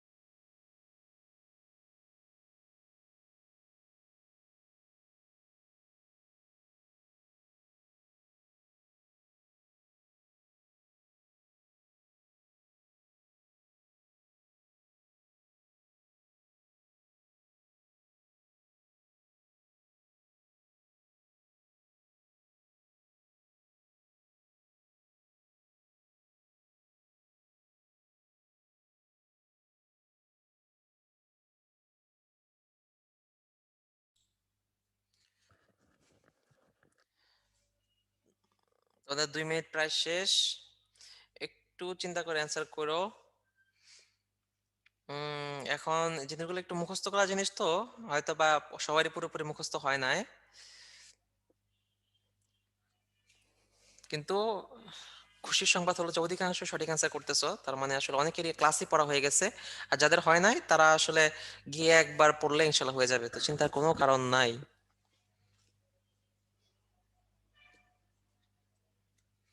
ঠিক আছে, আমাদের আর 5 সেকেন্ড বাকি আছে। 4, 3, 2, 1, আমরা পোল শেষ করতেছি। পোল শেষ করতেছি, আর 10 সেকেন্ড টাইম দেই, তাড়াতাড়ি যাতে সবাই এন্ড করে দিতে পারো। 5, 4, 3, 2, 1, শেষ করলাম। তো দেখো তোমাদের রেজাল্ট, তোমরা দেখো এখানে প্রথমটা, দ্বিতীয়টা এবং তৃতীয়টা অধিকাংশ গণতান্ত্রিকভাবে যারা সবাই যা দিয়েছো সেটাই সঠিক অ্যান্সার। 4 নাম্বারটা লিপস্টিকের ময়শ্চারাইজার, সেখানে গণতন্ত্র আটকে গেছে, সেখানে হয়ে গেছে হলো ইকুয়াল ভোট, তাই না? Ethyl alcohol 38%, glycerol 38%। তো সেখানে একটু সমস্যা হয়েছে, আর 5 নাম্বারটায়ও সমস্যা হয়েছে। তো এখানে সঠিক অ্যান্সার গুলো আমরা একটু এক্সপ্লেন করবো, বুঝছো? একটু এক্সপ্লেন বা একটু বুঝাইলে তোমরা জিনিসটা ধরতে পারবা। ইচ্ছা করে এই প্রশ্নগুলো দেওয়া হয়েছে, বুঝছো? নিচের দুইটা না পারার জন্য দেওয়া হয়েছে, পারার জন্য দেওয়া হয় নাই। তো চিন্তার কোনো কারণ নাই। তো দেখো, বেবি পাউডার অ্যান্টিসেপ্টিক হিসেবে বতে বেবি, বতে বরিক অ্যাসিড বলছিলাম, তার আমাদের সবাই অধিকাংশ পারতো বরিক অ্যাসিড। 2 নম্বরে যে জিনিসটা হেয়ার ওয়ে ইমাসিফায়ার রূপে, এটা হলো অলিক অ্যাসিড হবে। এটা মুখস্থ করার জিনিস, তো এটা হলো ম্যাক্সিমামেরই মুখস্থ হয়ে গেছে ক্লাসেই, তো এটা খুশির সংবাদ। তারপরে হলো যাদের হয়নি হয়ে যাবে একবার পড়লে, কোল্ড ক্রিম প্রসেসে লুব্রিকেন্ট হিসেবে কোনটি ব্যবহৃত হয়? লুব্রিকেন্ট হিসেবে তরল, তরলের সাথে তরল, তাই না? তরল প্রোপাইল, প্রোপাইল প্যারাফিন না, তরল প্যারাফিন। ঠিক আছে, প্রোপাইল প্যারাবেন হলো কি হিসেবে ইউজ করা হচ্ছিল বলো তো? প্রোপাইল প্যারাবেনটা কি ছিল ওটা? হ্যাঁ, আচ্ছা, প্রোপাইল প্যারাবেনটা ছিল হলো প্রিজারভেটিভ হিসেবে, বুঝছো? প্রিজারভেটিভ হিসেবে ছিল, এই আর কি। তারপর দেখো, সমস্যা হয়েছে এখানে এসে, লিপস্টিকে ময়শ্চারাইজার রূপে কোনটি ব্যবহৃত হয়? বলছিলাম দুইটা একটু ডিফারেন্ট আছে। আফটার গ্লিসারিনটা দাগাইছো, ম্যাক্সিমাম গ্লিসারিনটা হবে হলো আফটার শেভের ক্ষেত্রে, ঠিক আছে? আর লিপস্টিকের ময়শ্চারাইজার ছিল ইথানল এবং গ্লিসারল, একটু চেঞ্জ হবে মাঝে মাঝে প্রশ্ন, ঠিক আছে? এগুলো একটু পারতে হবে তো। ইথানল আর ইথাইল অ্যালকোহলের মধ্যে কোনো পার্থক্য আছে? বলো তো, তোমরাই বলো, কোনো পার্থক্য আছে? নাই, হ্যাঁ, এই দুটোর মধ্যে কোনো পার্থক্যই নেই, ঠিক আছে? এই জন্য এটা অ্যান্সার হবে ইথাইল অ্যালকোহল। এবং 5 নাম্বারটায় যে আমার টয়লেটের দুর্গন্ধ, দাগ দুর্গন্ধ নিচে কোনটার সঙ্গে ব্যবহৃত হয়, এখানে কনফিউজিং যে জিনিসটা হলো যে আমাদের বইয়ে, বইয়ে দেখবা ব্যাখ্যার সময় যখন লেখা এক একটার ক্ষেত্রে এক্স্যাক্টলি যেটার ক্ষেত্রে যেটা লেখা, যেমন ধরো আহ আমার যে সোডিয়াম হাইড্রোক্সাইড বলো, ফেনল বলো, বা ক্যালসিয়াম হাইপোক্লোরাইড বলো, তিনটাই কিন্তু এই কাজগুলো করে থাকে দুর্গন্ধ দাগের জন্য। কিন্তু তিনটার ভিতরে আহ, যেটার ক্ষেত্রে যেটা যেভাবে লেখা আছে লাইনটা, সেটা একটু মাথায় রাখতে হবে, ঠিক আছে? যেমন ধরো টয়লেটে দুর্গন্ধ দাগ দূর করতে ক্যালসিয়াম হাইপোক্লোরাইড ব্যবহৃত হয়, এটা সরাসরি লেখা আছে, বুঝছো? তার মানে এটার অ্যান্সার সি হবে, এই আর কি। আমার এখানে অ্যান্সার একটু ভুল লেখা আছে এই আর কি। তো দেখো, এখন last but not the least, যে ভাই পরীক্ষা দিয়ে হিসাব করে এত পাবো, রেজাল্ট দিলে দেখে কম পাই, এরকম কার কার হয়? এবং তোমার কমের কারণে কেউ আবার বেশি বেশি পায়? আচ্ছা, ঠিক আছে। তো দেখো, তো এরকম এরকম আসলে অনলাইনে খুব কম হয়, অফলাইনে আরো বেশি হয়, ঠিক আছে? তো এটা আসলে কেন হয় জানো? এটা আসলে হয় কারণ তোমাদের তো আসলে খুব কষ্ট হয়ে যাবে যে তোমরা এমসিকিউ তে প্র্যাকটিস না করে ফোনে প্র্যাকটিস করতেছো, এটা একটা ঝামেলা হয়ে যাবে, কারণ এমসিকিউ তে প্র্যাকটিস করা খুব জরুরি। অফলাইনে আরো বেশি সমস্যা, সমস্যাটা কি হয় জানো? ধরো তুমি দেখতেছো খ নাম্বারটা অ্যান্সার, তুমি শিওর এটা পারো, কিন্তু যখন তুমি দাগাতে যাও, অনলাইনে মাঝে মাঝে হয় যে তুমি দাগাতে যাও যখন, আনকনসিয়াসলি দুয়ের জায়গায় 3 নাম্বারে চাপ দিয়ে ফেলো, বুঝছো? গতে দাগ দিয়ে ফেলো, বা যখন অফলাইনে যখন করবা তখন দেখবা যে গতে ফিল আপ করে ফেলতেছো, এরকম এই সমস্যাটা হয়। এই জন্য তুমি যেটা এস্টিমেট করতেছো তার থেকে কম পেয়ে যাচ্ছ, এই জন্য পরীক্ষার হলে খুব বেশি কেয়ারফুল থাকতে হবে, ঠিক আছে? এবং কি আমার নিজেরই মেইন অ্যাডমিশন টেস্টে হলো আমার 44-এর জায়গায় 45 দেখাইছি, 45-এর জায়গায় 46 দেখাইছি, বুঝছো? 46 দেখাইছি। এখন 46 দাগাইতে এসে থেকে কি রেট আমার দাগানো কেন, বুঝছো? তো পরে দেখি যে এই এই একাম করছি, তো এইটা যদি আমার কন্টিনিউ হইতো, ধরো আমার এমনি কিন্তু দেখো পারা সত্ত্বেও 2.5 চলে গেছে, এটা যদি আমার অ্যাডমিশন টেস্টে 2.5 চলে যাওয়া মানে কিন্তু অনেক কিছু। এইটাই যদি হলো আমার 2.5 এর জায়গায় যদি এটা আমি আরো 5-10টা এভাবে দাগিয়ে ফেলতাম, তখন আমার কি অবস্থা হইতো, তাই না? তো এই কাজগুলো করা যাবে না। তো একটু খুব কেয়ারফুল থাকতে হবে যে তুমি পারার পরে যাতে তোমার রেজাল্ট খারাপ না হয় বা নাম্বার কম না আসে, এই ভুলগুলো যাতে না হয় এটা একটু কেয়ারফুল থাকতে হবে। এবং এটা হলো কি, এটা কোন জায়গা, তোমাদের স্বপ্নের ক্যাম্পাস, তাই না? স্বপ্নের ক্যাম্পাস। তো তোমাদের স্বপ্নের ক্যাম্পাসে তোমাদের আগমন ঘটুক, এবং আমার স্বপ্নের ক্যাম্পাসে আমার আসলে আমাদের সাথে দেখা হবে, এই কামনা রেখে আজকের লেকচার এখানে শেষ করছি। এবং তোমাদের যে প্রশ্ন উত্তরগুলো ছিল কোশ্চেন অ্যান্সার সেশনে, তোমরা অনেকগুলো উত্তরই পেয়ে গেছো। কিছু না পেলে সেটা তোমাদের যে ড্রপ বক্স, মানে তোমাদের যে কোশ্চেন বক্স দিবে, একটা পোস্ট দিবে, সেখানে তোমরা কোশ্চেনগুলো করবা। সলভ ক্লাসে তোমাদের কোশ্চেন উত্তরগুলো দেওয়া হবে। পরশুদিন সলভ ক্লাস 6টার সময় যখন হবে, তোমরা যে যে তোমাদের ওখানেও স্যাটিসফ্যাকশন না পাও, আরো কিছু জানা থাকে, তোমরা লাইভে চলে আসবা। লাইভে চলে আসলে সরাসরি তোমাদের ওই অ্যান্সার গুলো দিয়ে দেওয়া হবে ইনশাল্লাহ। আসসালামু আলাইকুম ওয়া রাহমাতুল্লাহ। ওয়ালাইকুম আসসালাম, ধন্যবাদ স্যার। প্রিয় শিক্ষার্থী বন্ধুরা, তোমরা লাস্ট ফুলের অ্যান্সার করে যাও।